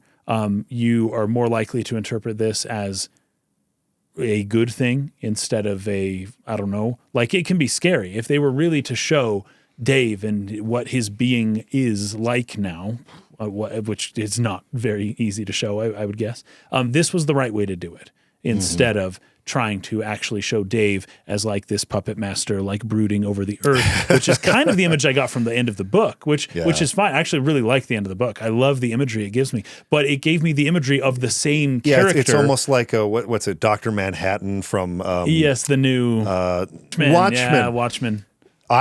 When I read the novel, I almost had a similar, like Dr. Manhattan, what do you call that? Adonis, godlike man. Yes, of course. Like me too. Arms open like this, detonating all the nukes as they fly towards him. No. Like, that's what the book showed me. It is such an underdeveloped being. I know. And it is also that powerful. But there's like an innocence that comes with the child as well. Yeah. It's like you just it's more palatable than the way it's presented in the book, which is like you almost because it kind of breaks the ego as well. Like you identify with Dave as you're watching this movie, like, oh my gosh, you feel like you are him. But they sort of break that in a couple different ways towards the end of this movie, and then they show us this baby that we don't have any attachment to. We don't feel like we are the baby, you know, like, oh, this is different. This is a whole different thing. Whereas with the book, I kind of felt like, oh, what if I was the one and I was there? The movie doesn't give you that. The movie basically says like, this is a being that doesn't even have an ego yet. You can't even be this or know what it's like to be this thing, because it's so beyond you. You're trapped in your ego. Yet at the same time, you once were that thing too, right? Yes. It's brilliant. It's just brilliant. I love the way that it's a baby. I made fun of it when I was a kid. Yeah. And only upon this final recent viewing have I been like, this is great. It's this is the best bizarre choice. Imagery. Yeah, it is. And bizarre imagery makes you recoil. It makes you uncomfortable. It makes you, and that's the whole freaking point of the movie. You're supposed to get past the baby looks right at you, and it's like, that feels weird bizarreness. Yeah. And force yourself to look at it anyways. And that's when you start thinking outside of your routine and your natural instincts of where to go with that. And you come up with touching that thing under the unconscious that gives you a spark of an idea that changes your perspective on things. And that's the exercise of watching this film. I think it's what it's really diving at, what it means to be human and what it means to adapt into whatever we're going to be when we stop being human in the millions of years from now, if we're still around. If we don't turn on all the radar screens and flash all the alarms and shoot each other down first along the way, right? If we don't go that path. But I'm repeating myself at this point. Very good. Well, so that's my notes are done, so this is it. Hope you guys liked it. Hope it was worth listening to 3 hours of that. It's more than 3 hours. But appreciate you. Thank you for watching. And we will have a new poll on Patreon here pretty soon for the next film that we want to cover. So look out for that. Okay. Till then, peace out.